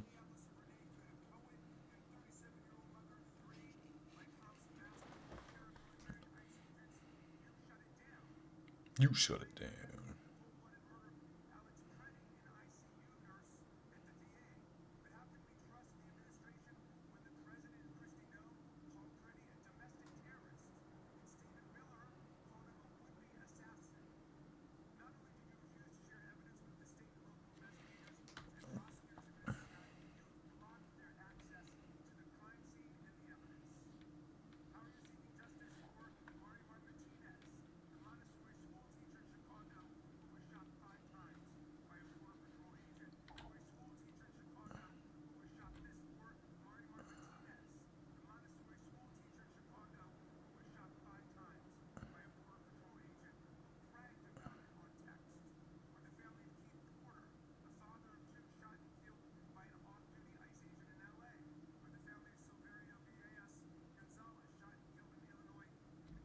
What's he whispering to her about?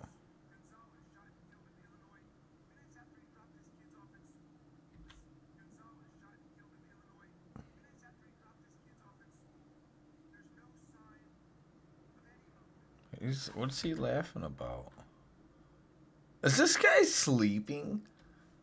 You see the guy? You see where Mr. Raskin and then 2 right to him? He is asleep. Is he asleep?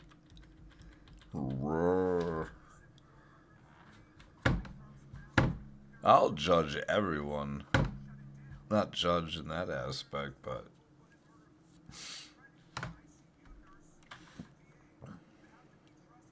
I see everything.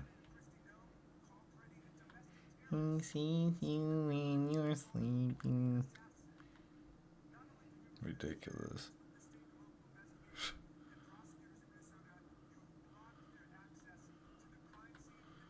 You know what's funny? It's crazy. It's really crazy what you guys have done. The more and more I think, the more and more I'm like, oh my gosh. Turn Christ into Santa Claus.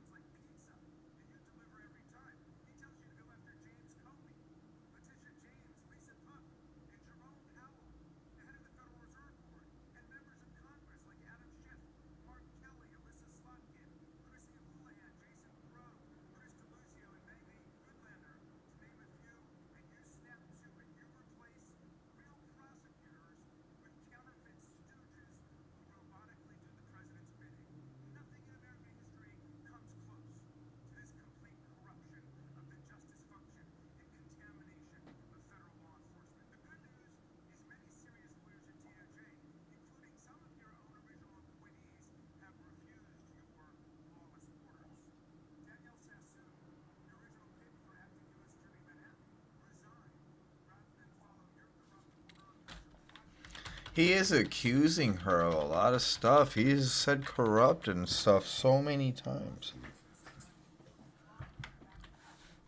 Let me pause this for a second. I have to use the bathroom.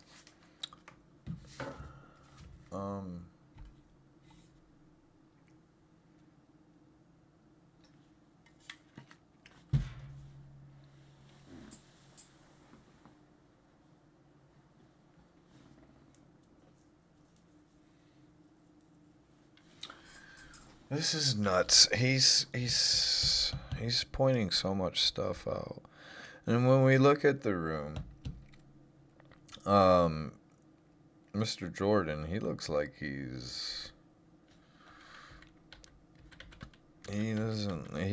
giggled and he literally giggled at. You know what they should have gave us? They should have gave us 2 different viewpoints of them, what's going on here, and also the viewpoint of Pam Bondi's reaction as she's, you know what I mean? If they wanna literally create a theatrical display, which is what they normally do, I've come to notice, but this doesn't seem. I mean, it kind of does, but it kind of don't. It does. I don't know what it seems like so far, but normally when I see something like this, it's theatrical, like they're trying to put on a show, like everything else has been turned into. Like even the story of God has been turned into entertainment. And that's sickening to me. I don't like it. I mean, it's not that I don't like it, it's a mockery, almost. You know?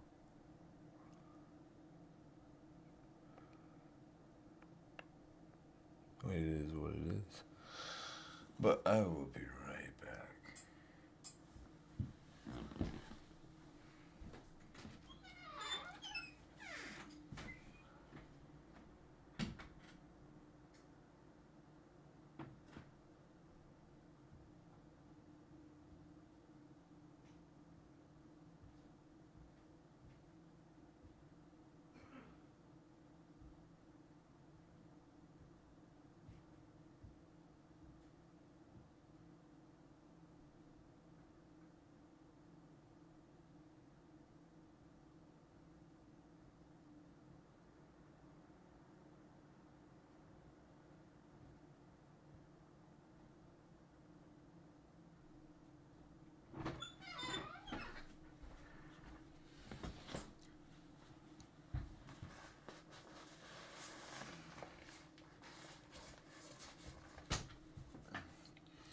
Okay.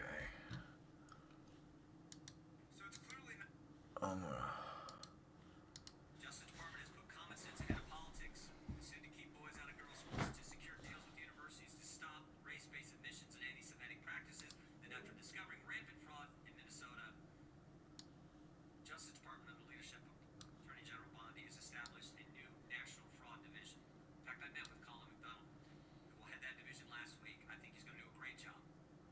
There's a lot of work to be done in that area, but I want to I'm gonna go get me some more coffee. share on the job, and I want to thank you.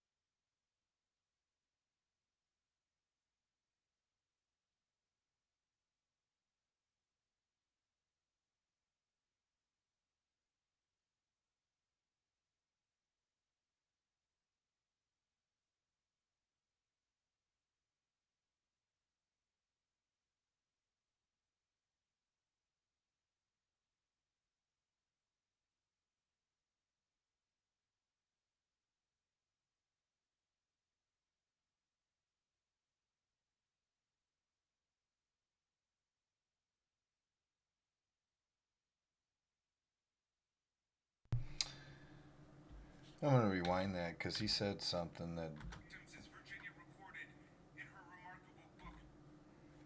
I have something to say.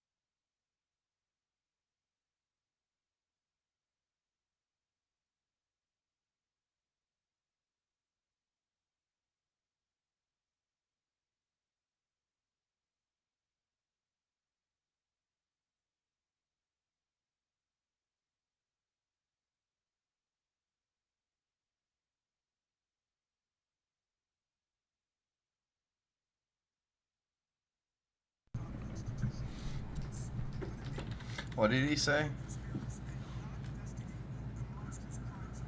I don't like how it edits there. It's weird. It's not edited. It's just seems like there was a glitch in the system, didn't it?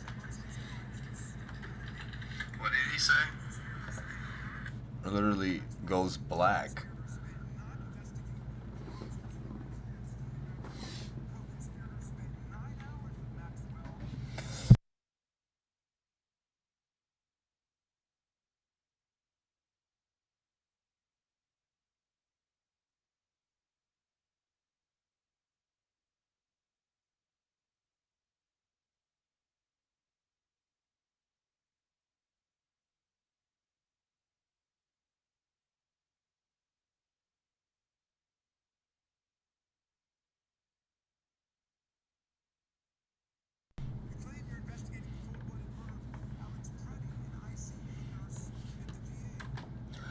I seen a lot of videos regarding him, and honestly, I woke up to it.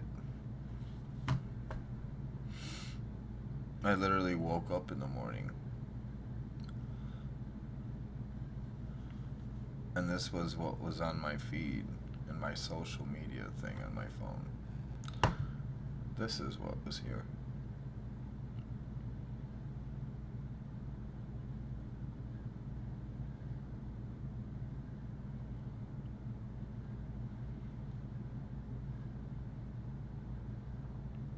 Well, I seen this, and I seen one that was like one of the first ones. I was probably one of the first people to actually see it, like on my feed that I knew personally. I was one of the first people that knew about it. Like I said, I'm not political whatsoever.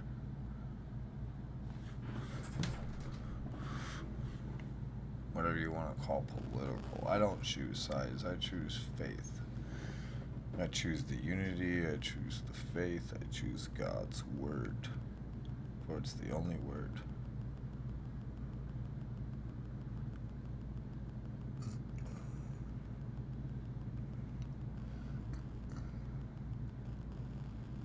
But I was kind of disgusted with what I saw.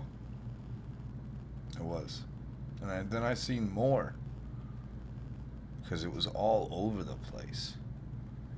And then I seen one video that was like totally out of context. It didn't even look real.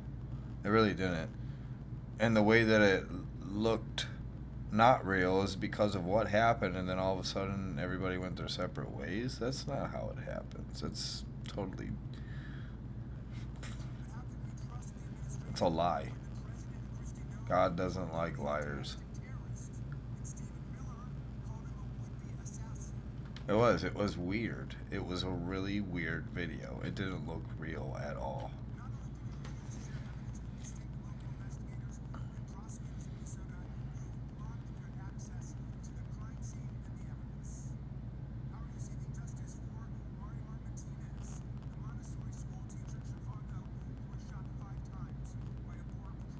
These other people, I haven't seen anything regarding them. I mean, that Alex Pierre guy was all over the damn internet.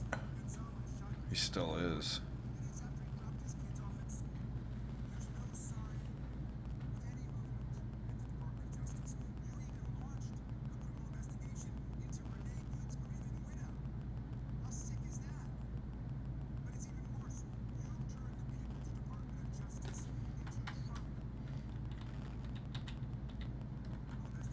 I was looking at these guys over here oft.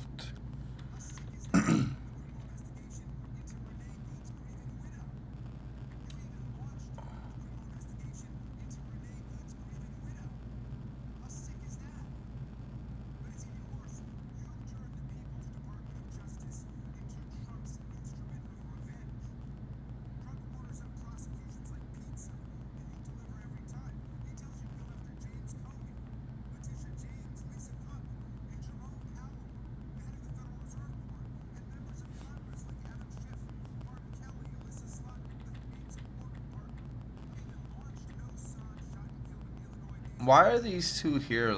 Are they making fun of her?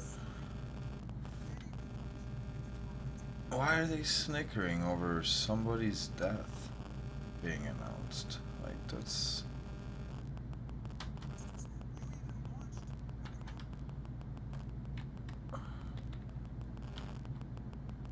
I don't know what he said to her, and I think it's... I don't know how I feel about that. Because they're staring at her, and they're laughing and smiling.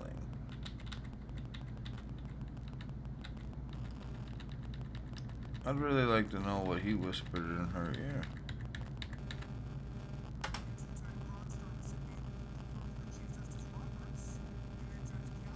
It's just a little weird. You're smiling and snickering over people's that are victims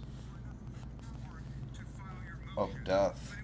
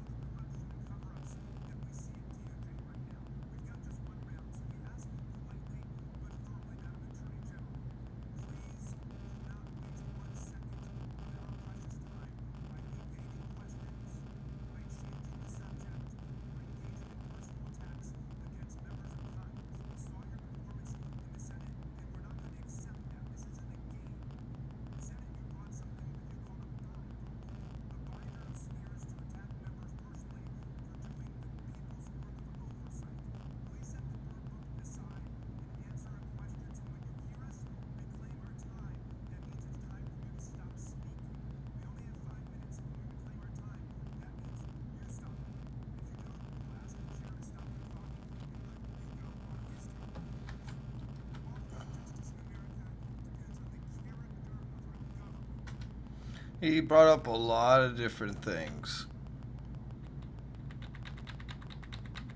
Like a lot of different victims. He's basically holding her accountable for stuff he saw.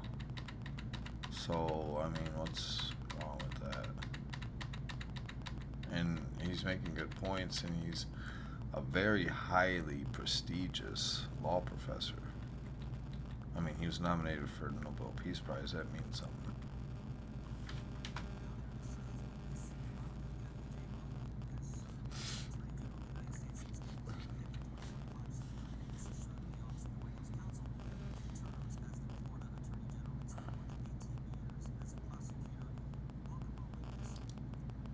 18 years as a prosecutor. Holy crap, she's got a hell of a career, doesn't she?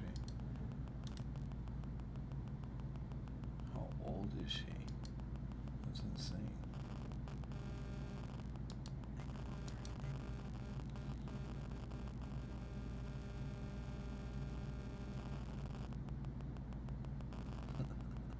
It's so funny how these people are chasing the elixir.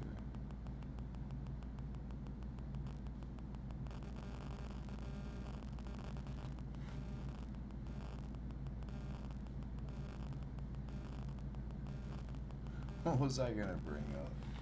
My mind went elsewhere for a second.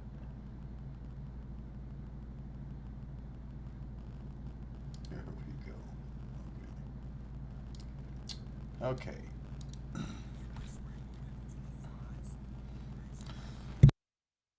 She's swearing in. Why does she look happy? She literally looks happy.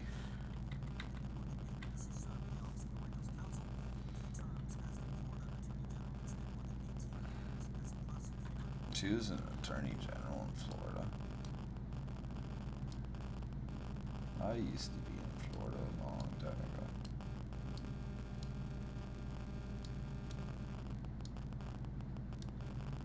Long ago.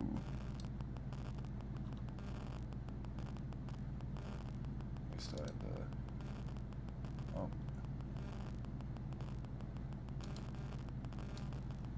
Let's bring this over here. Now, we're going to go and Google, right? Google. AI mode. Let's see. AI mode. Pam Bondi. Pamela Bondi. I used to know a Pamela. I don't know her anymore. Pam Bondi is the 87th Attorney General of the United States, serving in the second administration of President Donald Trump. She was confirmed by the Senate on February 4th with not a very good, I don't know, is that good? I don't think so. It's not very, it's only 8 votes. And sworn in the following day. As the head of the U.S. Department of DOJ, Bondi has had a significant transformation of the agency.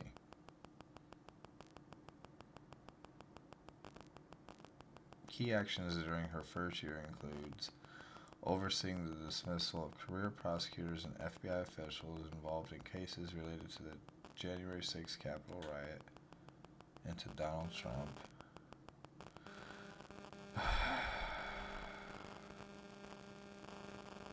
I already feel like I'm about to read something that's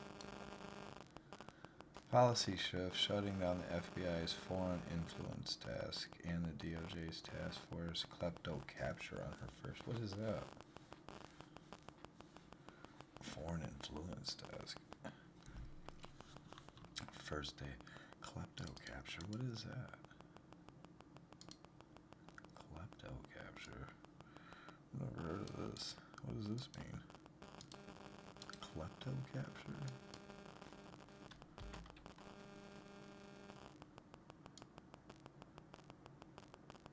This was established in 2022. Was a specialized unit established to enforce economic sanctions and export restrictions against Russian officials and oligarchs following the invasion of Ukraine. So he did this to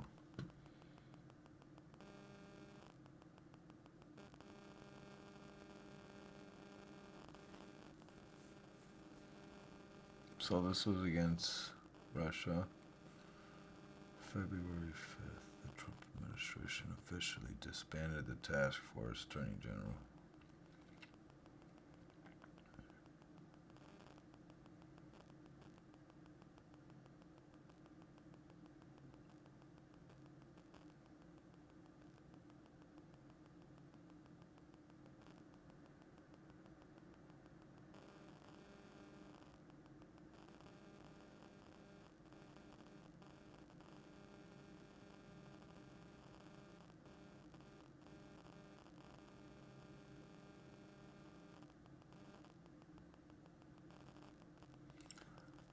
Key objectives: financial scrutiny, targeting the use of cryptocurrency and Apiku shell companies to evade anti-money laundering measures.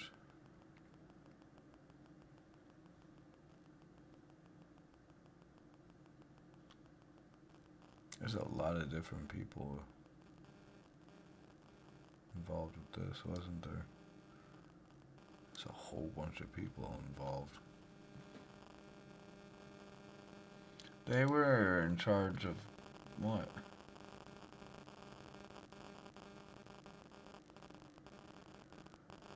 So they got rid of this and made ice?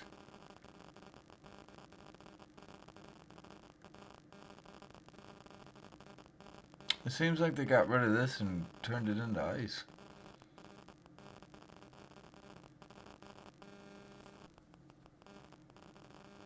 Yeah, it basically is. Drug cartels, transitional criminal. Yeah, this got all the funding for this got transferred to ICE.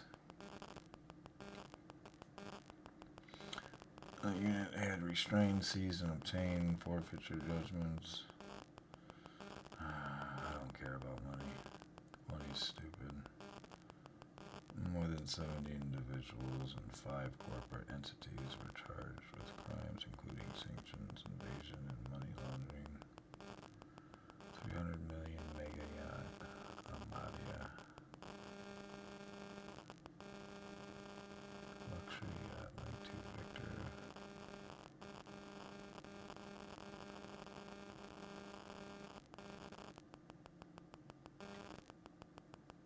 So they were doing like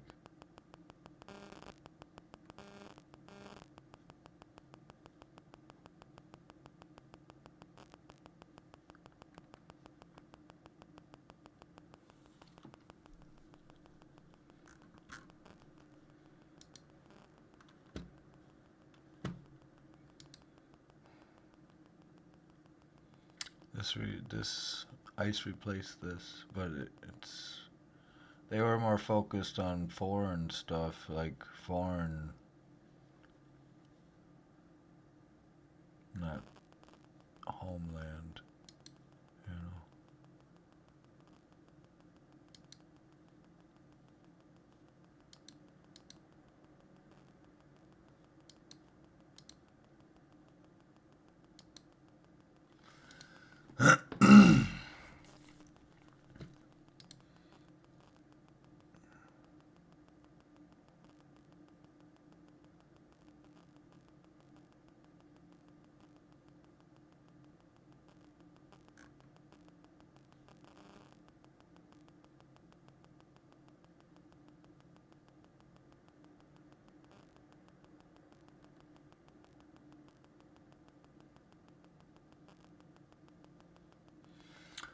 Managing the release of millions of documents related to... I was just reading real fast.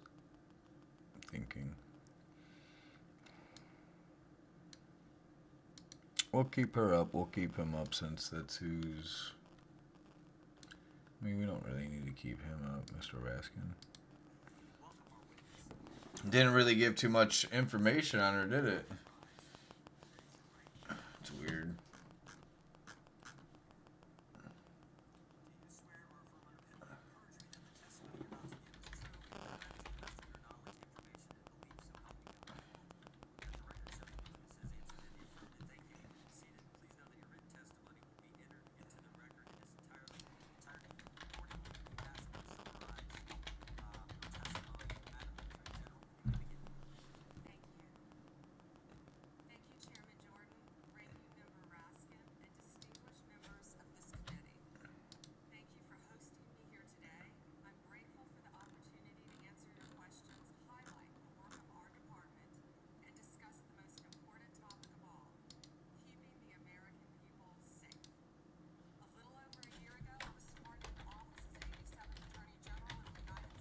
She's explaining who she is.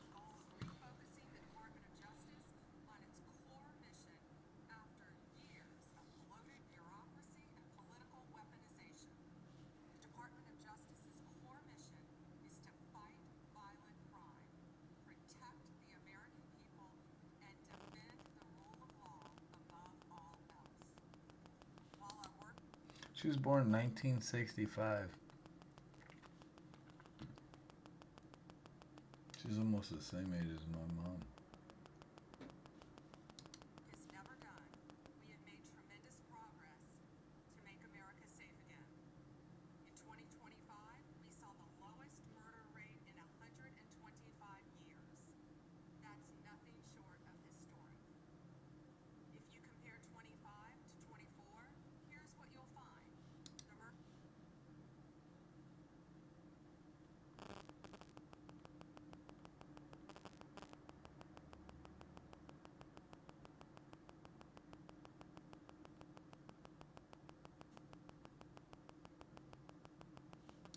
rate is down 21%.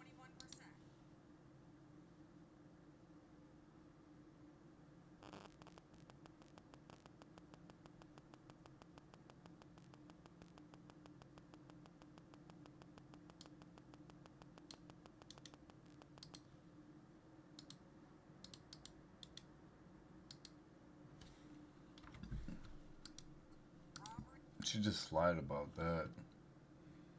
I just showed you guys. With her own statistical readings from the website. She's already lied under oath. Didn't she just swear under oath?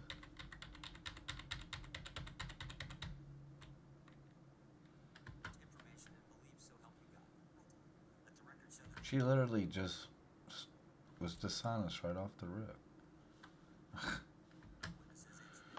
What is...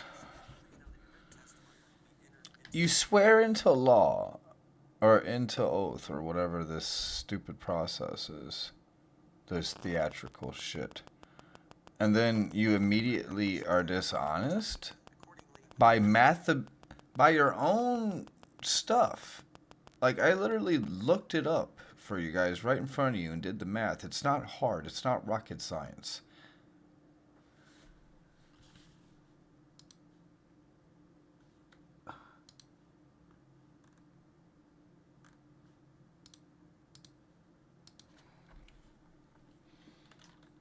It's 31%. It's up like 3%. It's up 3%. Regardless, it's up. It's not down, it's up.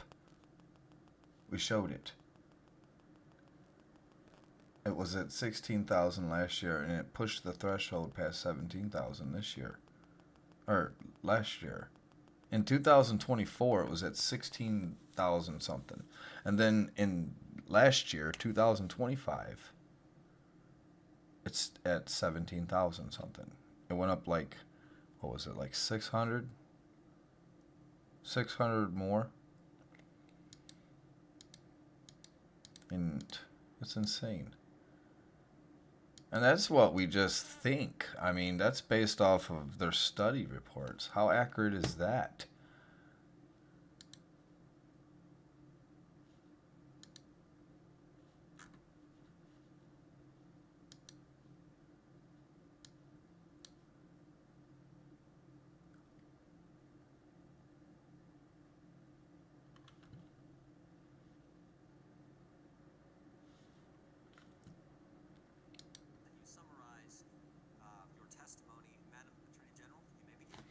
This is insane.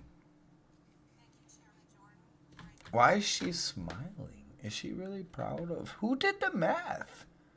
Like, who did the statistics reports? Because whoever handed these people these reports for them to come out here and be like, well, murder's down 30%, 20-30%. In reality, we just showed you guys it's not. It's up like 3%.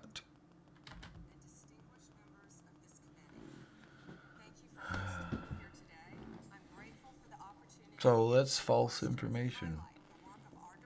Just by science, mathematical science.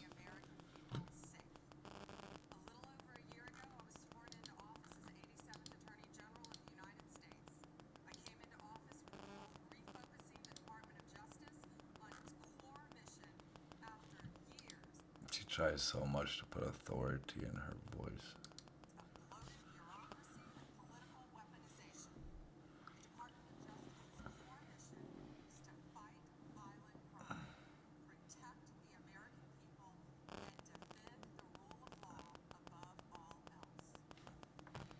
I wish somebody had enough common sense to. Maybe we'll see it. I don't know. Maybe we'll see. I already saw it, so let's see what we see.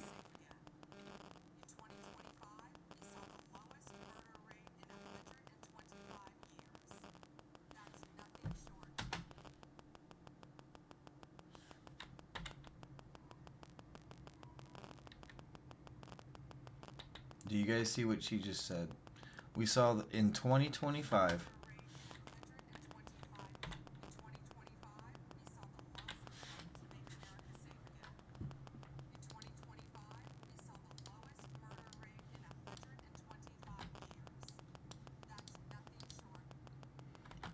The lowest murder rate in 125 years, she says. Now,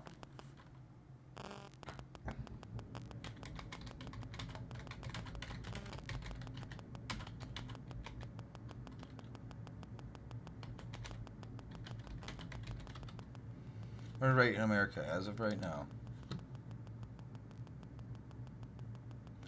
it's at its lowest level in the country in over whatever she just claimed. There were approximately 11,721 homicides reported nationally in 2025, down from over 19,000.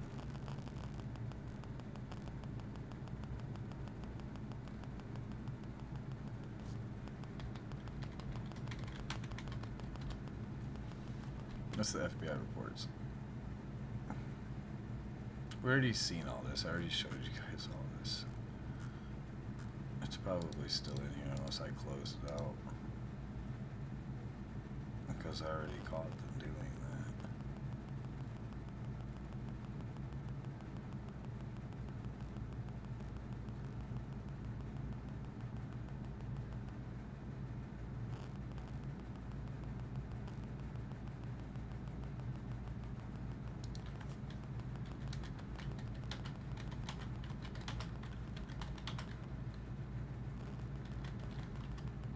What's the rate per hour? Let's just ask.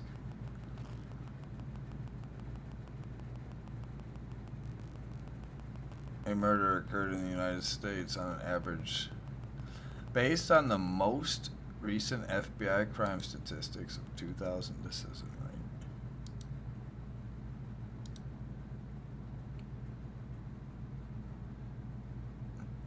Key time-based statistics.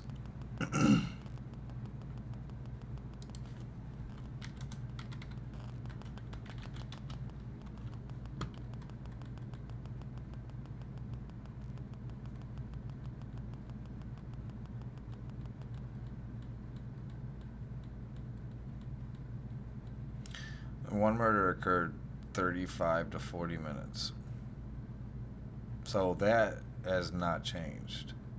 So I don't know where she's getting her numbers at, because if it's saying right here, okay, people, pay attention. If this is the rate, 37 to 40 murders per day, that alone is crazy. One murder occurred approximately every 35 minutes. That's every half hour. Every hour there's 2 murders, basically.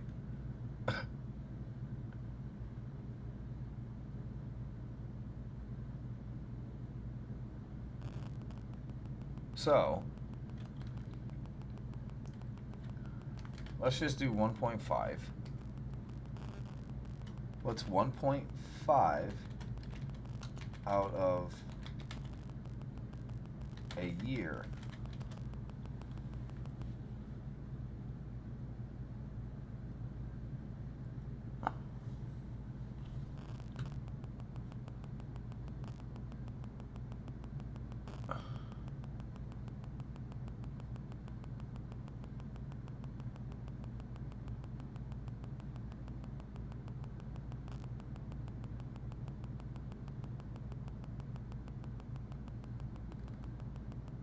This reflects, no it doesn't. When you're saying it's 30 to 40 minutes for every murder that happens, it's literally has not changed.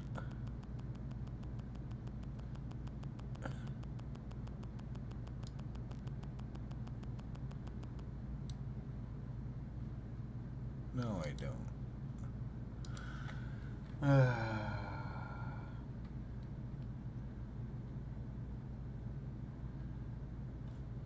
We showed the math earlier.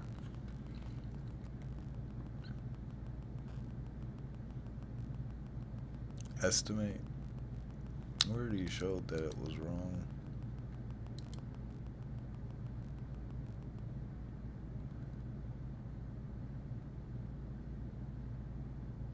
Anyways, they they provided false information during the hearing, because we already proved that in the very beginning when it was first said. When the first guy said it, when he said it, I showed you guys. So yeah.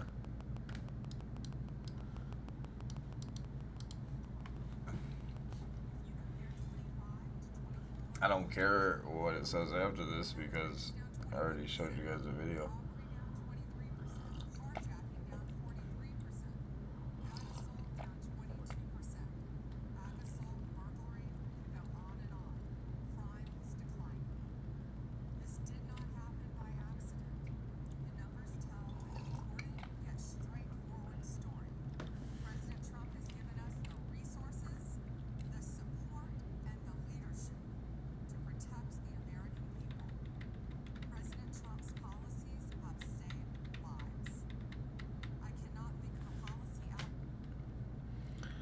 His policy has saved lives.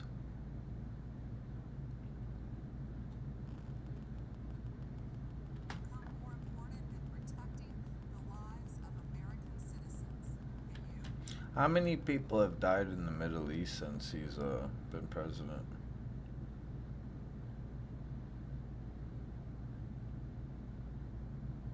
Like, on both sides. Altogether. How many people have passed away in anywhere else in the world?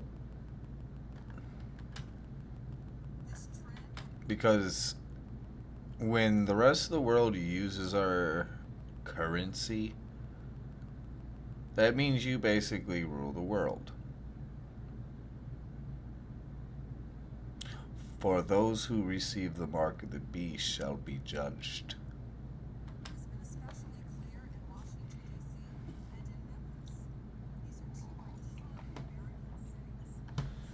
It was forced onto everybody.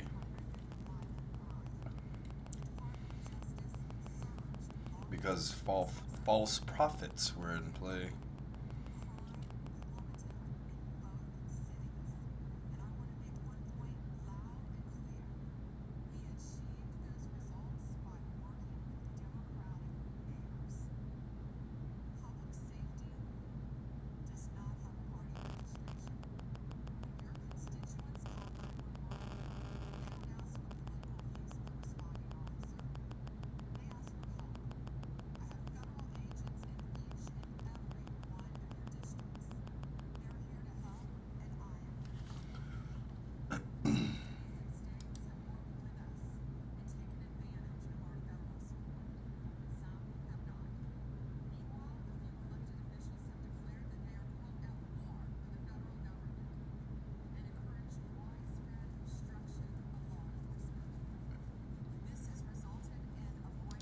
I seen something about how she made a testimony as to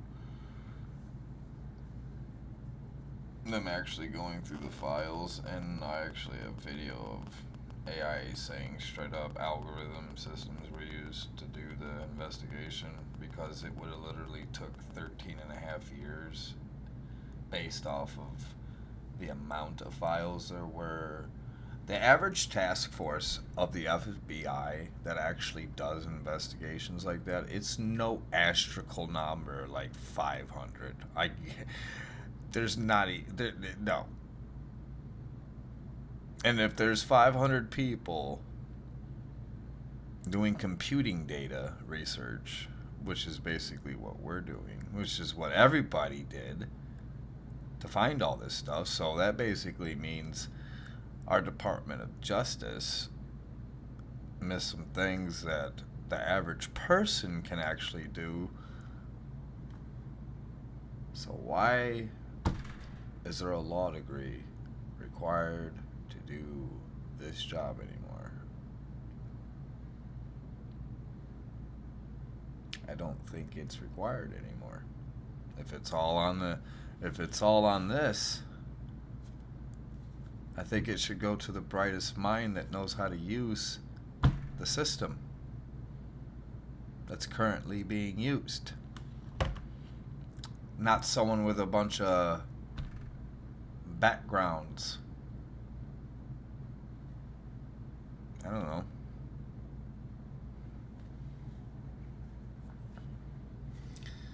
Apparently, I mean, they don't know how to use the damn algorithmic systems. They don't know how. They haven't figured it out.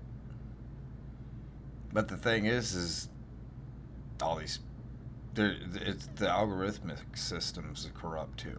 It is. It's corrupt as hell. That's the whole reason the Trump versus IRS thing exists, because the system's corrupt. It's not corrupt. If it's not corrupt, then it's flawed as hell. And guess what? It needs removed, because right now I think algorithm systems is controlling. I could check this right now.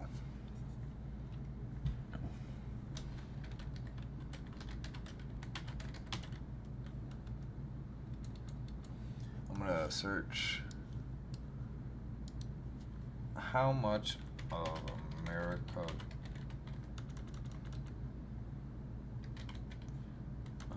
America government in general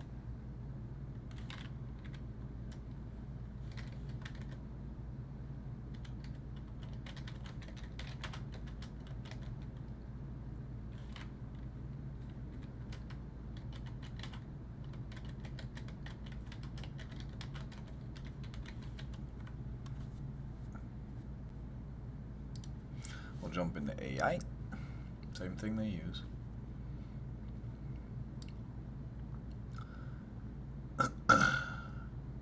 Nearly 90% of federal agencies are either already using or actively planning to use AI technologies. This shift is driven by a massive increase in documented applications with a number of publicly reported federal AI use cases, more than doubling from roughly 700 to 2,100. There's 2,100 AI agencies now. Well, 41 agencies with 2,100 different, whatever that is, or cases, I mean. Oh, cases.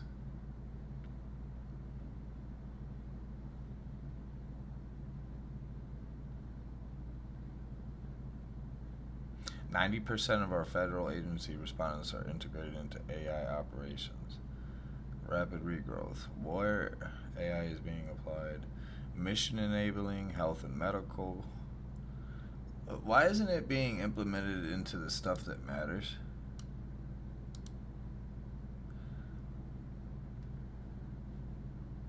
%, but our government's 90%.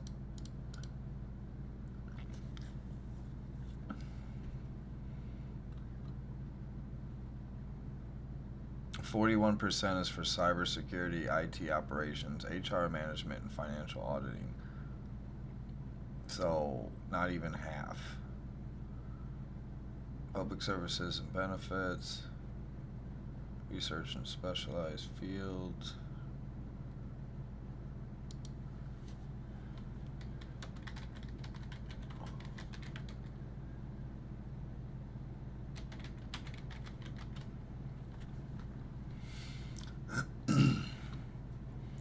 Trump exposed the AI system when he sued the IRS.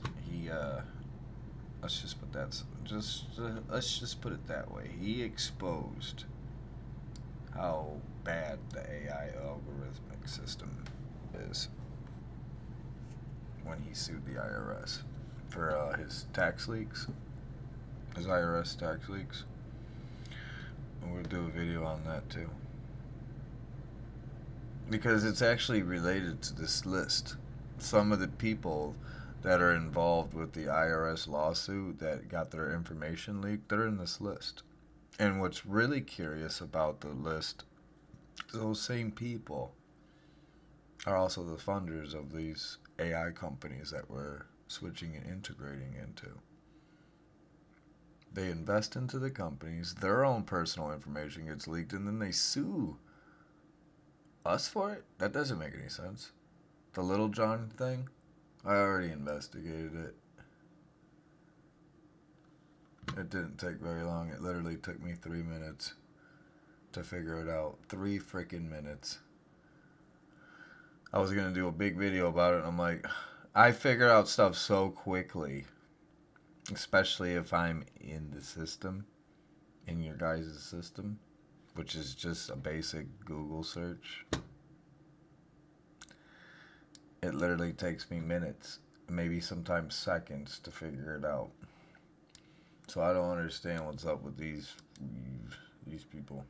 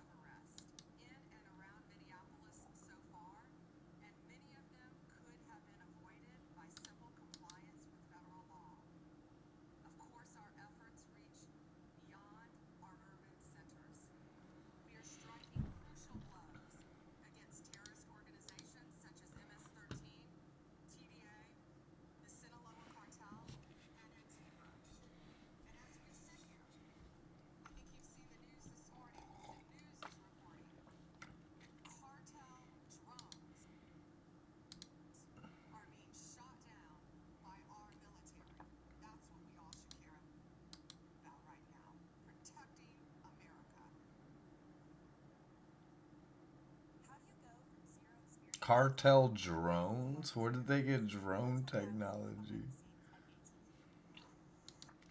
Are you shooting out drones, or are you shooting out angels that are trying to get to the... As we seek to dismantle these drug trafficking networks that poison Americans, in 2025, our DEA agents seized more than 40... They're so scared of the sky. I mean, there's only one thing out there to be scared about, and it's 2032.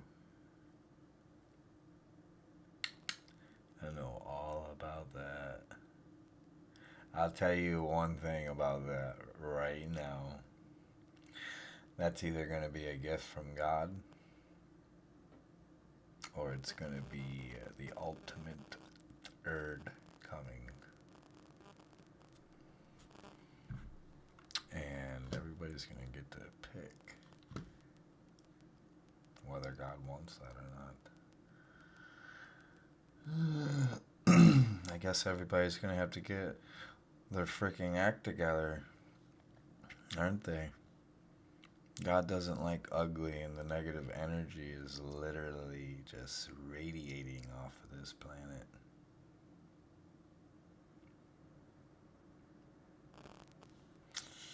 I mean, look at all the stuff that's been written about it.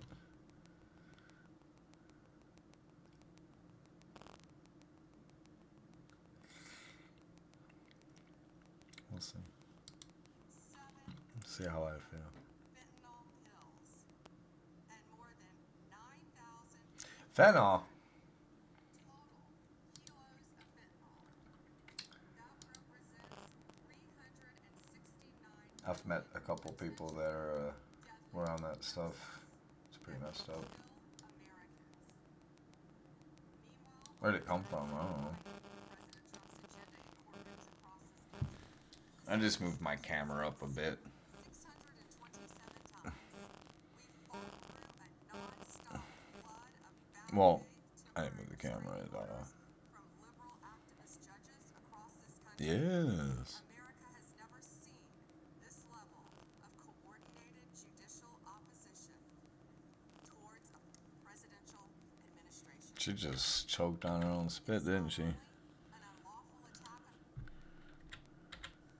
coordinated judicial opposition towards a presidential administration. It is not only toward stop flood 627 times. This administration has been sued 627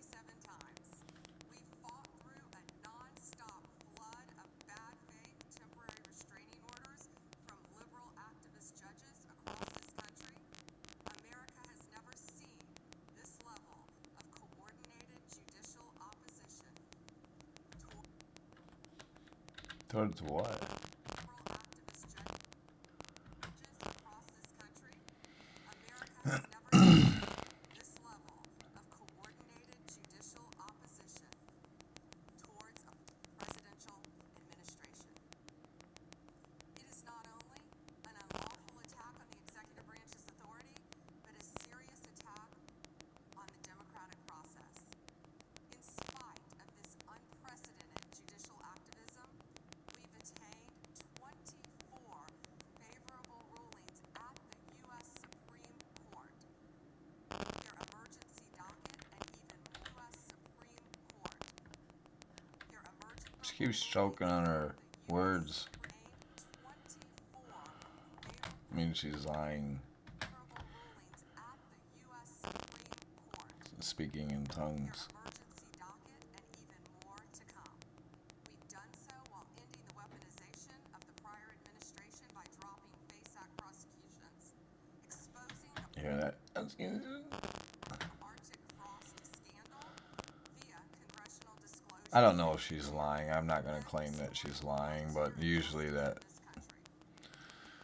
To address the Epstein files, She might be lying. 100 attorneys and reviewers We'll find out. I don't know. painstakingly reviewing millions of pages to comply with Congress's law. We've released more than 3 million pages, including 180,000 images, all to the public, while doing our very best in the time frame allotted by the legislation to protect victims. And if you brought us a victim's name that was inadvertently released, we immediately redacted it. All members of Congress, as you know, are invited to visit redacted its name. All see for yourselves, as you know, are invited to visit redacted victim's name that was inadvertently victims. And if you brought us a victim's name that was inadvertently released, we immediately redacted it. All members of Congress, as you know, are invited to visit DOJ to see for yourselves. I want to take a moment to acknowledge the Epstein survivors who are here today. I'm a career prosecutor. Survivors who are here today.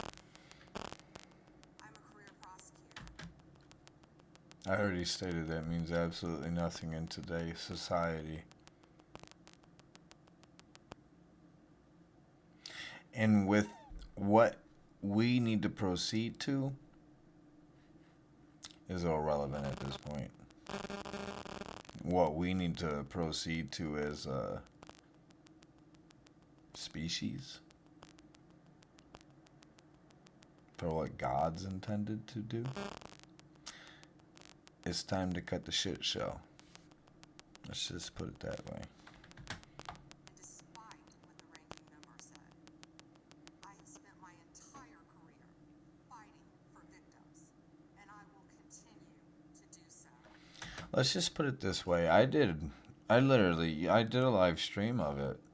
And the stuff that was coming up. I mean, I found Lex Wexner's name. It literally told, the AI algorithm system told me everything leads to Wexner in the files. On my last video I did. My last live video. That was over a week ago.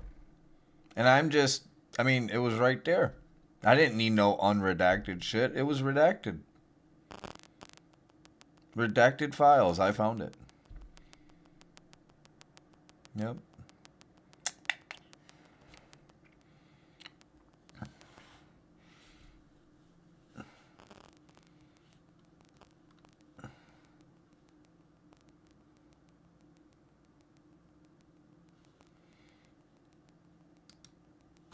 I saw a video. I only bring up Lex Wexner. I'm not accusing anyone of anything. I'm just going to bring up the facts and tell the truth. Because I don't know how to do anything but that. So, let's do it. But I will tell you something right now. When I hear lying, my soul feels it. So, keep that in mind.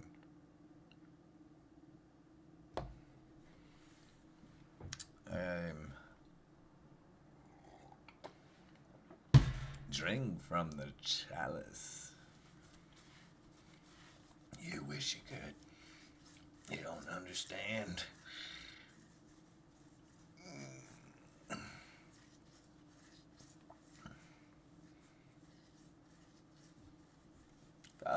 Come, drink from the chalice. I don't know why I got that stuck in my head. Anyways, this is 27 minutes. Oh my gosh, I feel like I'm doing too much reaction to this. At least I'm keeping it original. Damn. You know what I'm saying? I got more of me talking than them actually talking.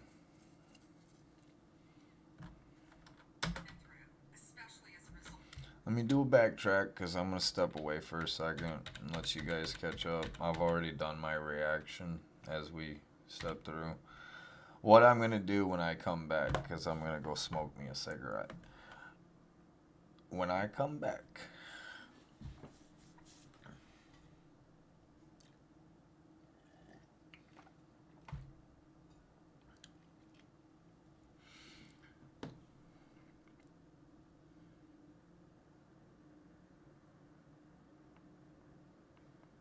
I'm going to let her talk. I mean, I can't even get past the introduction. I have nothing against her. It's just, we'll let her introduct herself. I'm not here to judge anybody just yet. To pass any judgment on anyone. But the thing is, I mean, God will pass his judgment sooner or later. But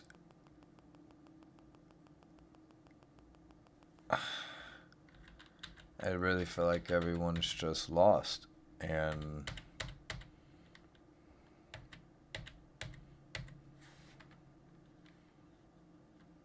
I feel it.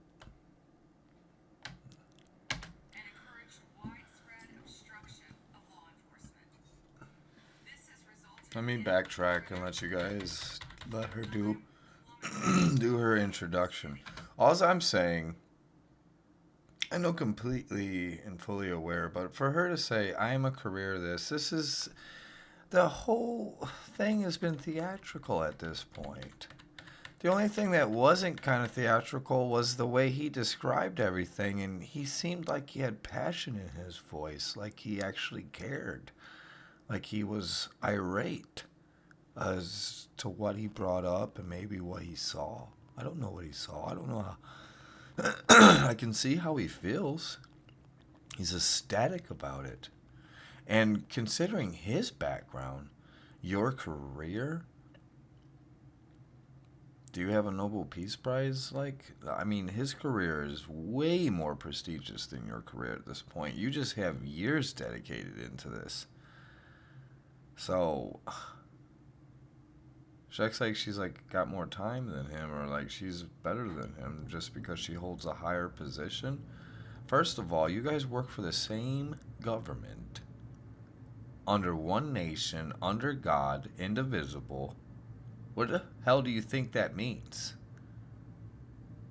See, you guys don't know what the hell that shit means about working together. Because the whole country's it's always been split in half to begin with. And that's dumb. You guys still,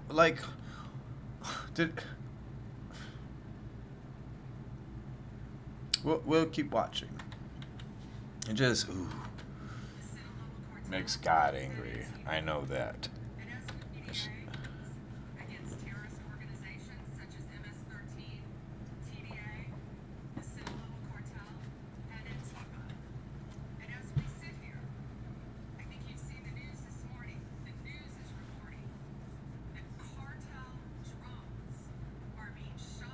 I think that's nuts when she brings up the cartel drones.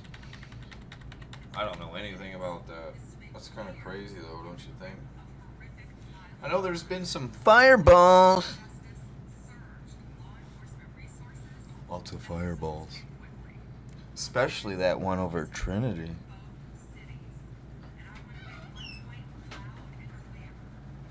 Fuck around and find out.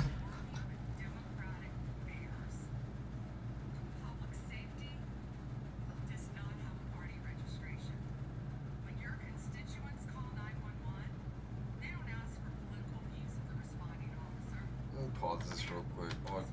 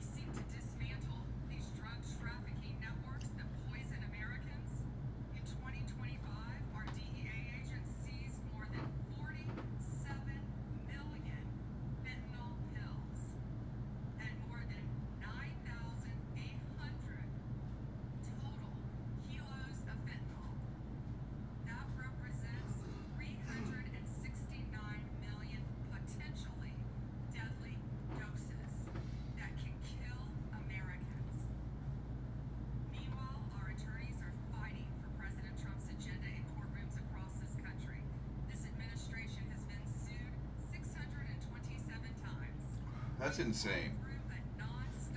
She's been sued. They've been sued, not her. The DOJ or the magistrate. They've been sued 2 times every day last year, basically. 627, 365 days in a year. That's 2 times a day almost.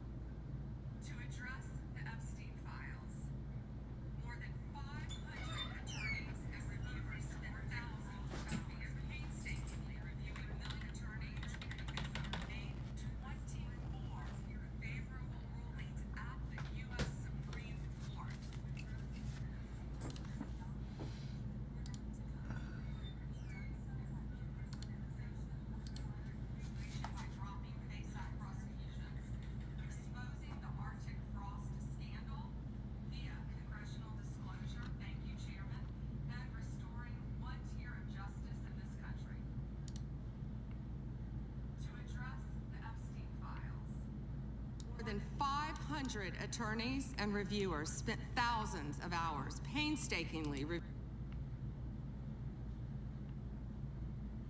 reviewing millions of Spent thousands of hours. pages to comply with Congress's law. We've released more than 3 million pages, including 180,000 images, all to the public, while doing our very best in the time frame allotted by the legislation to protect victims. And if you brought us a victim... Why does it take so many people? If you guys are using... There's no way that many people actually went through the files like individually. They used a search system just like they gave us to use.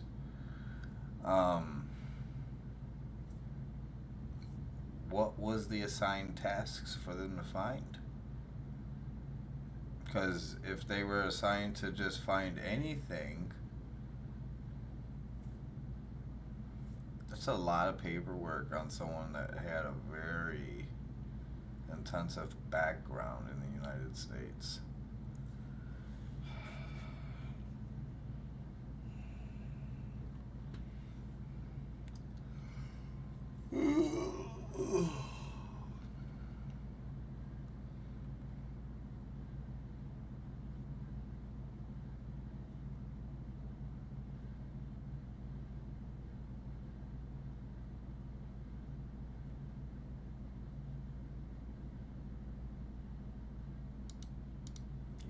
States. There's nothing united about this country. Divided States of America, that's what it really is. Victim's name Always that has was been. inadvertently released. When is it? We Let me ask you this. When has America ever been the United States? When has it ever... Is it a metaphor to actually... There's states within a country and that's all it means? Because the people here have never been unified. And it's about time that people unify, not just in this country, but in all countries. Like, what is going on? We're all using the same kind of shit. We all look alike. Immediately redacted it. We're different colors. You're different colors. You want to talk about species evolution? We'll talk about that. Members of Congress, as you know, are invited to visit. I know why they're... Define the real evolution of what it is. I know what it is. Visit DOJ Scientifically to see and for historically. yourselves. I want to take a moment to acknowledge the Epstein survivors who are here today. I'm a career prosecutor, and despite what the ranking member said, I have spent my entire career. How much did she actually go through the file? Herself.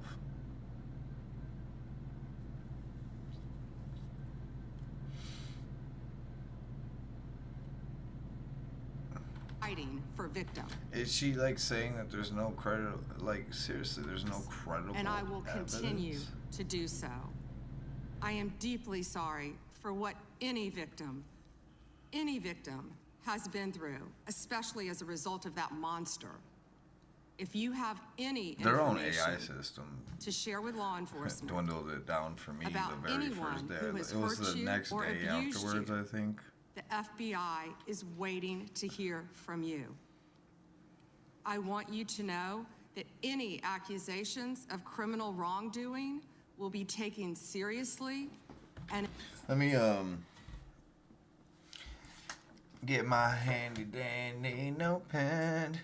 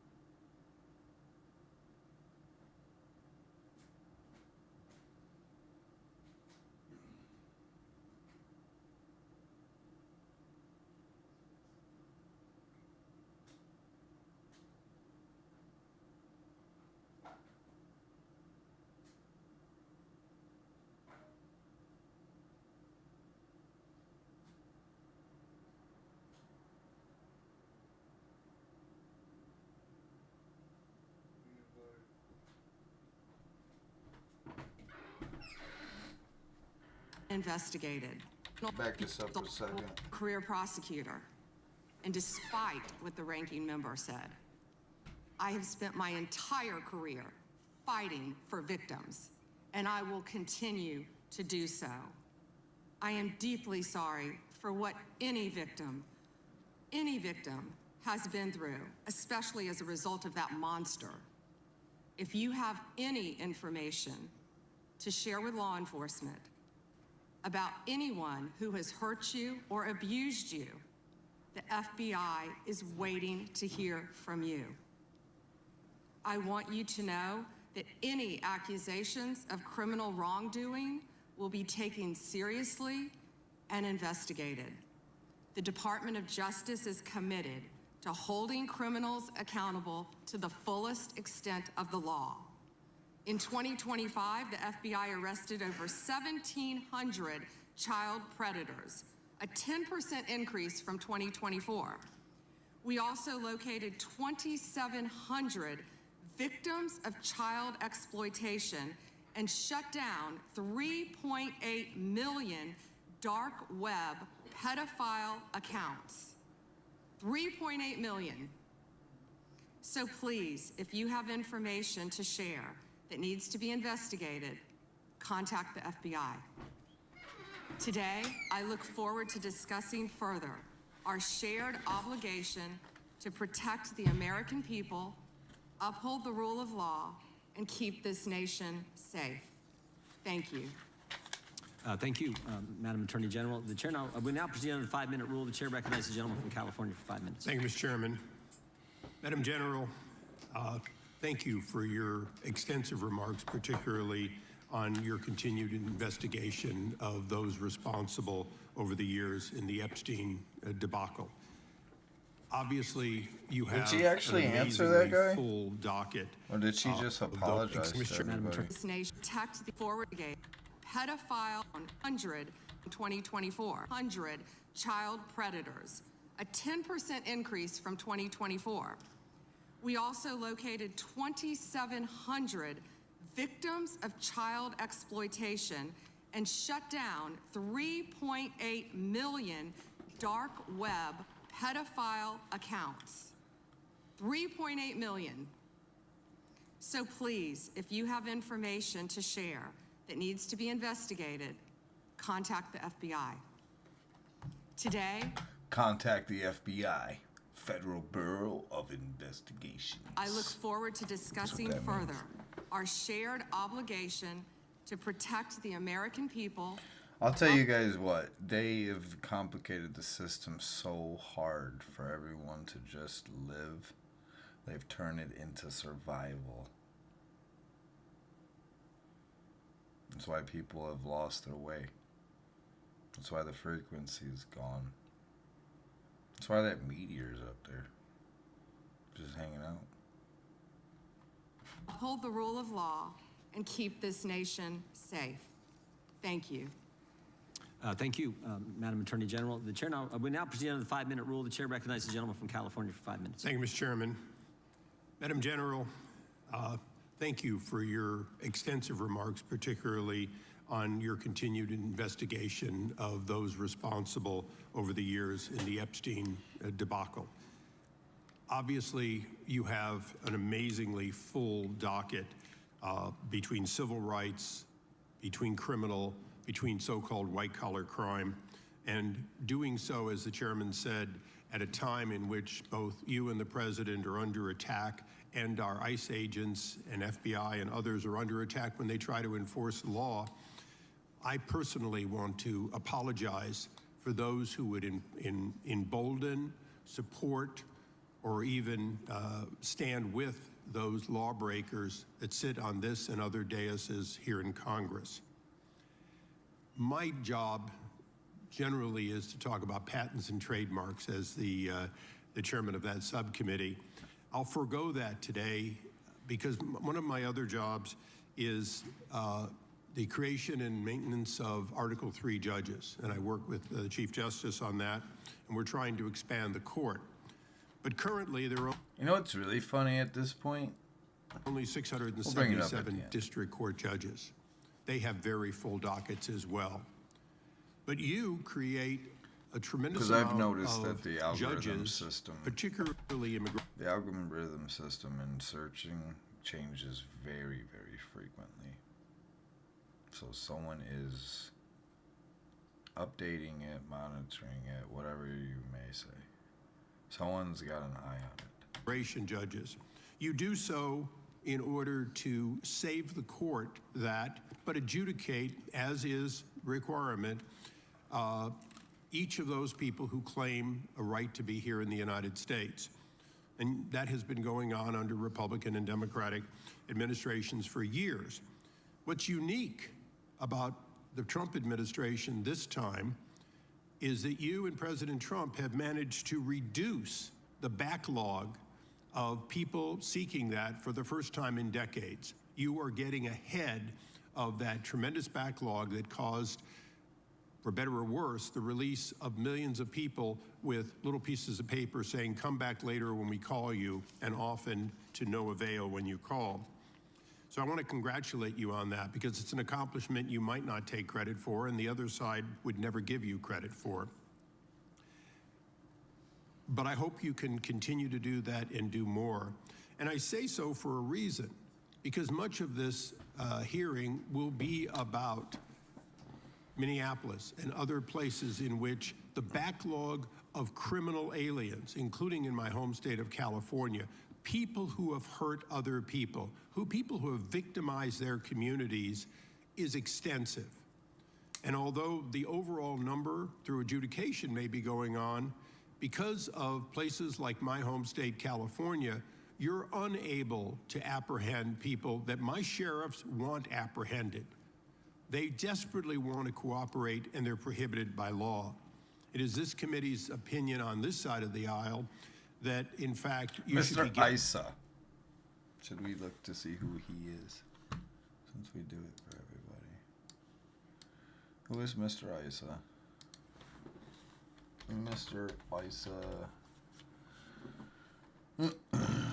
Congressional career.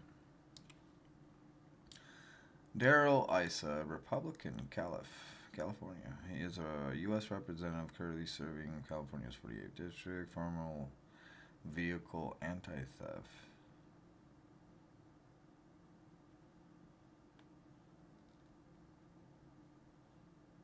Anti-vehicle anti-theft.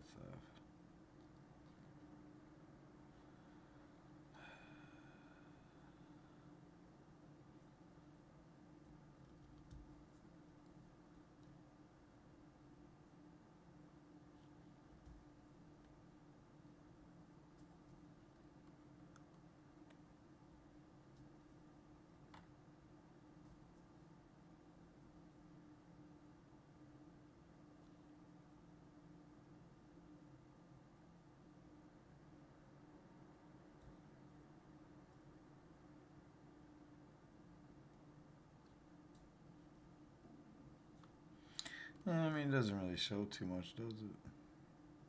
Deep dive.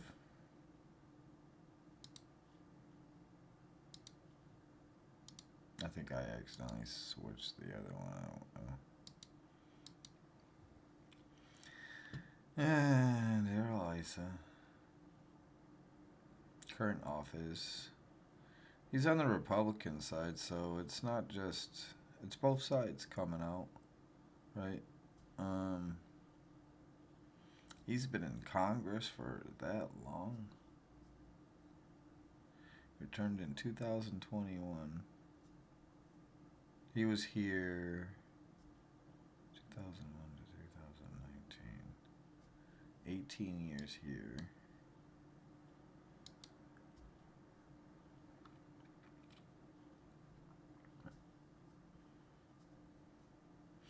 Former U.S. Army, founded, directed a company famous for the Viper car systems.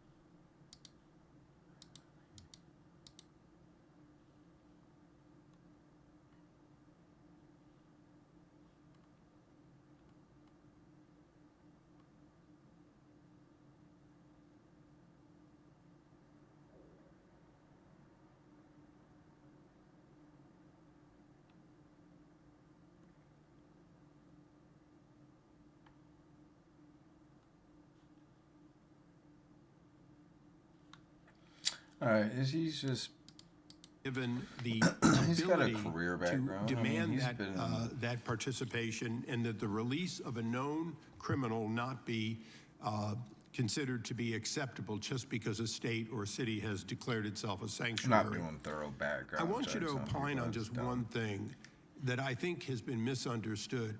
As I said earlier, you create and maintain like that that. those Like, judges it's not that dumb. I'm adjudicate just- these cases. It's dumb for me to do You it also like live support- and deep dive. You also support so many that, in fact, It's not dumb. have You to should make deep decisions dive. as judges. Dive as deep as you Knowing want. that this limitation Dive deep of into so that few mind and Article find 3 your judges soul. are there, please educate those who seem to miss the point that Article 1 judges, including bankruptcy judges, including immigration judges, including lots of people with the title appropriately judge, do in fact issue documents that look like, act like, and are normally accepted as warrants, as subpoenas, as demands for state officials to stand aside and allow the production of either an individual or documents, because You know who the guy on the right side of him reminds me of?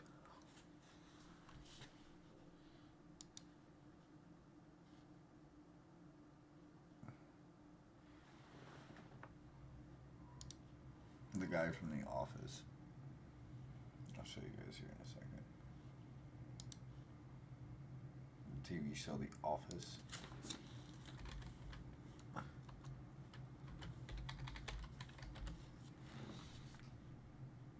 It's funny, he's right there too.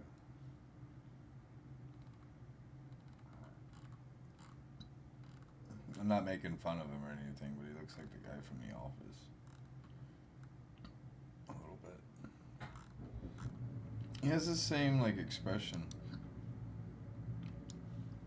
This guy right here.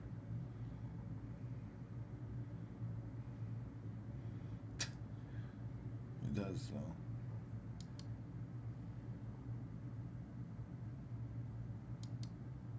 Oops.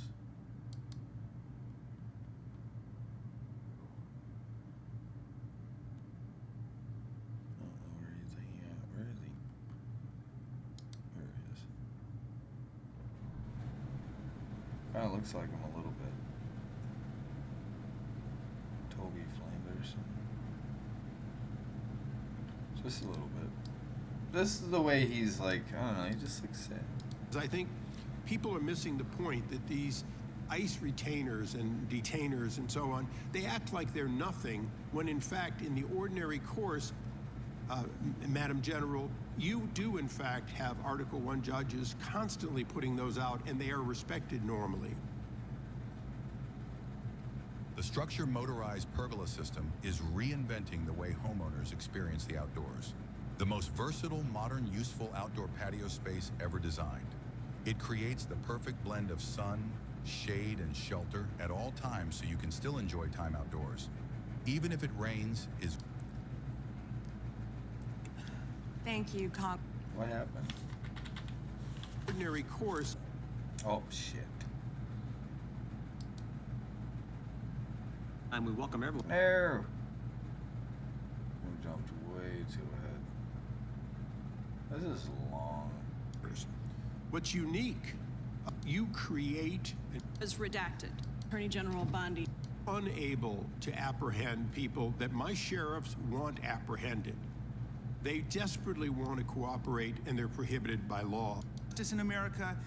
Boards of It is this committee's opinion on this side of the aisle that, in fact, you should be given the ability to demand that that participation, and that the release of a known criminal not be considered to be acceptable just because a state or city has declared itself a sanctuary. I want you to opine on just one thing that I think has been misunderstood. As I said earlier, you create and maintain those judges that adjudicate these cases. You also support so many that, in fact, have to make decisions as judges. Knowing that this limitation of so few Article 3 judges are there, please educate those who seem to miss the point that Article I judges, including bankruptcy judges, including immigration judges, including lots of people with the title appropriately judge, do in fact issue documents that look like, act like, and are normally accepted as warrants, as subpoenas, as demands for state officials to stand aside and allow the production of either an individual or documents. Because I think people are missing the point that these ICE retainers and detainers and so on, they act like they're nothing, when in fact, in the ordinary course, Madam General, you do in fact have Article I judges constantly putting those out, and they are respected normally.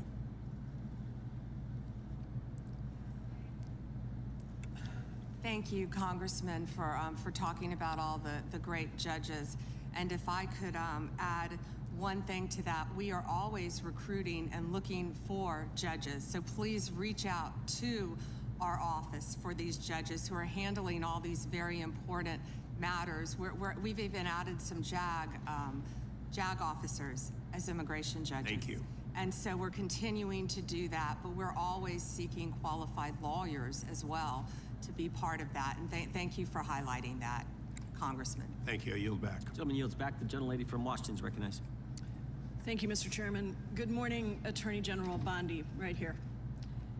We are joined in this room by some of the thousands of survivors from Jeffrey Epstein's horrific sex trafficking ring. They have shown such incredible courage in speaking out, in demanding accountability to bring the predators and pedophiles to justice. The Epstein Files Transparency Act required your Department of Justice to disclose the perpetrators connected with Epstein's criminal activities and to redact the information of survivors to protect their identities. Let me show you what actually happened.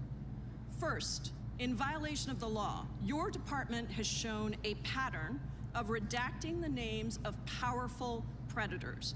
Here behind me is one example of an email from Epstein to a man whose name was redacted. The email reads, quote, "Where are you? Are you okay? I loved the torture video." Only after members of Congress demanded that we see the unredacted files did the world learn the name of this individual, Sultan Ahmed bin Sulayem, the chairman and CEO of a company that had financial ties to President Trump's business and personal ties to Trump's advisor, Steve Bannon. Second, the survivors were not similarly protected, also in violation of the law. Here is another email titled Epstein Victim List. We have blurred the names of the survivors for their protection, but your Department of Justice initially released this list of 32 survivors' names with only one name redacted, along with numerous files that disclose not only the names, the emails, and the addresses of survivors, but also nude photographs and even the identities of Jane Does who had been protected for decades until your department released their names. Survivors are now telling us that their families are finding out for the first time that they were trafficked by Epstein. In their words, quote, "This release does not provide closure. It feels like a deliberate attempt to intimidate survivors, punish those who came forward, and reinforce the same culture of secrecy that allowed Epstein's crimes to continue for decades." To the survivors in the room, if you are willing, please stand. And if you are willing, please raise your hands if you have still not been able to meet with this Department of Justice. Please know for the record that every single survivor has raised their hand. Attorney General Bondi. These transforming glasses automatically adjust to what you're looking at. All glasses have this tiny flaw, but we fixed it. You see, the lenses inside prescription glasses all have fixed diopters, which work, but only for one job. We all know reading glasses help you see up close, and glasses for distance help you see far away. But what if you could have a pair that could let you see crystal clear at any distance? That's exactly what we've invented at Clarity Blue. We created a unique dual lens technology that automatically adjusts to what you're looking at. So it doesn't matter whether you're near or farsighted, or both, these glasses let you see sharp at any distance. These are called Clarity Blue glasses, and they're nothing like regular glasses. The dual focus lenses auto-adjust to adapt to your specific vision. Now, this is a game changer because 1, it means you're done with switching glasses all the time. 2, they also block 99.9% of harmful blue light emanating from digital screens, like your smartphone, laptop, tablet, or TV.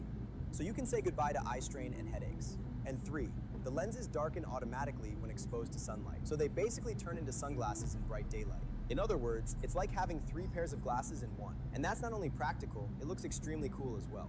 If I'm reading a recipe up close or driving my car, they just shift on their own. I can see far, I can see near. No switching glasses, no hunting around the house for the right pair. My team and I have worked on the lens design for years, and throughout the process, we've made countless prototypes. It took years to refine the dual lens technology. I forgot to skip the video ad.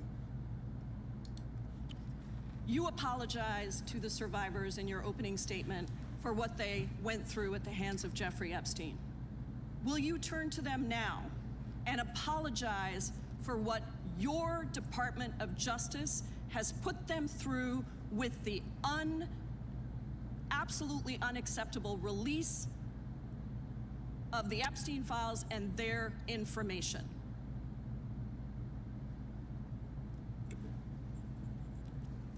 Congresswoman, you sat before Merrick Garland sat in this chair twice.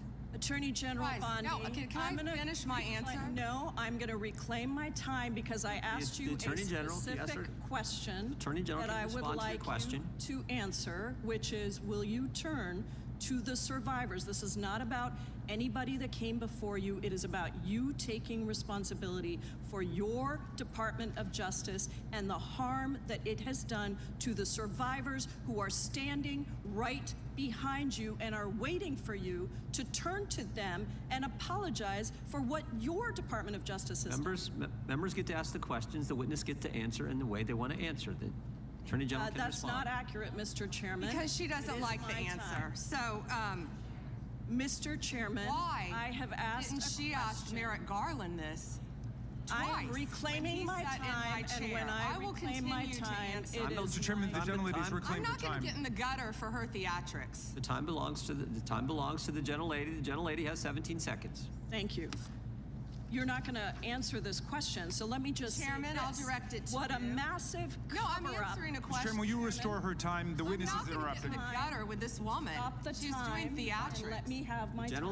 The gentlelady from Washington controls the time. The gentlelady has 17 seconds. You can proceed with your final Thank you. 17 seconds. What a massive cover-up this has been and continues to be.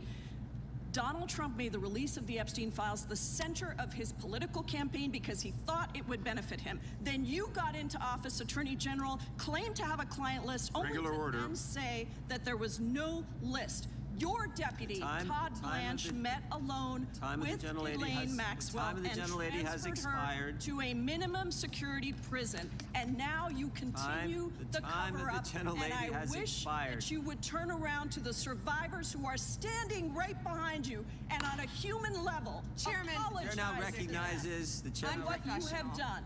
Time of the gentlelady yield expired. back. The gentlelady, you have no time to yield back. Theatrics. We appreciate that. We appreciate the thought. And I would argue the central issue in the last election, the presidential election, was securing the border. The gentleman from Arizona who knows something about securing the border is up for 5 minutes. Hey, thank you, Mr. Chairman, and thank you, Attorney General Bondi, for being here today.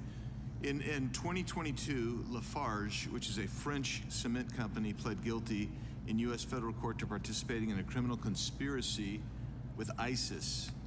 That conspiracy contributed to the deaths of U.S. service members fighting in Syria during Operation Inherent Resolve.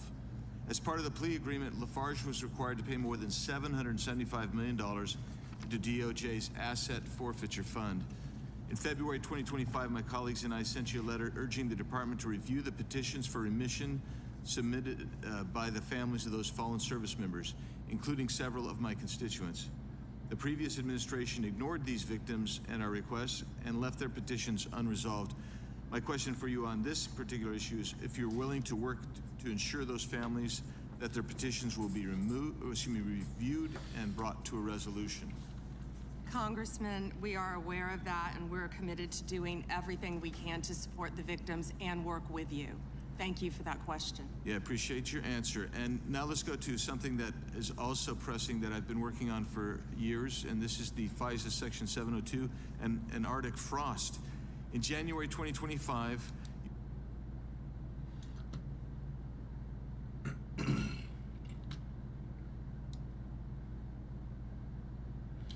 I am going to cut it you out testified here. before the U.S. Senate.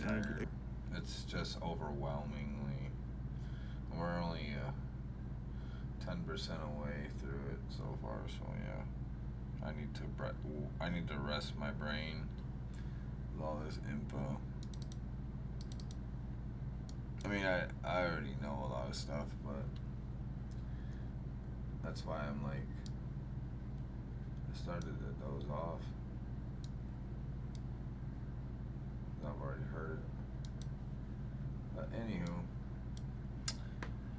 catch us on the next one, where it'll continue off later this evening. Nice, shall we 10?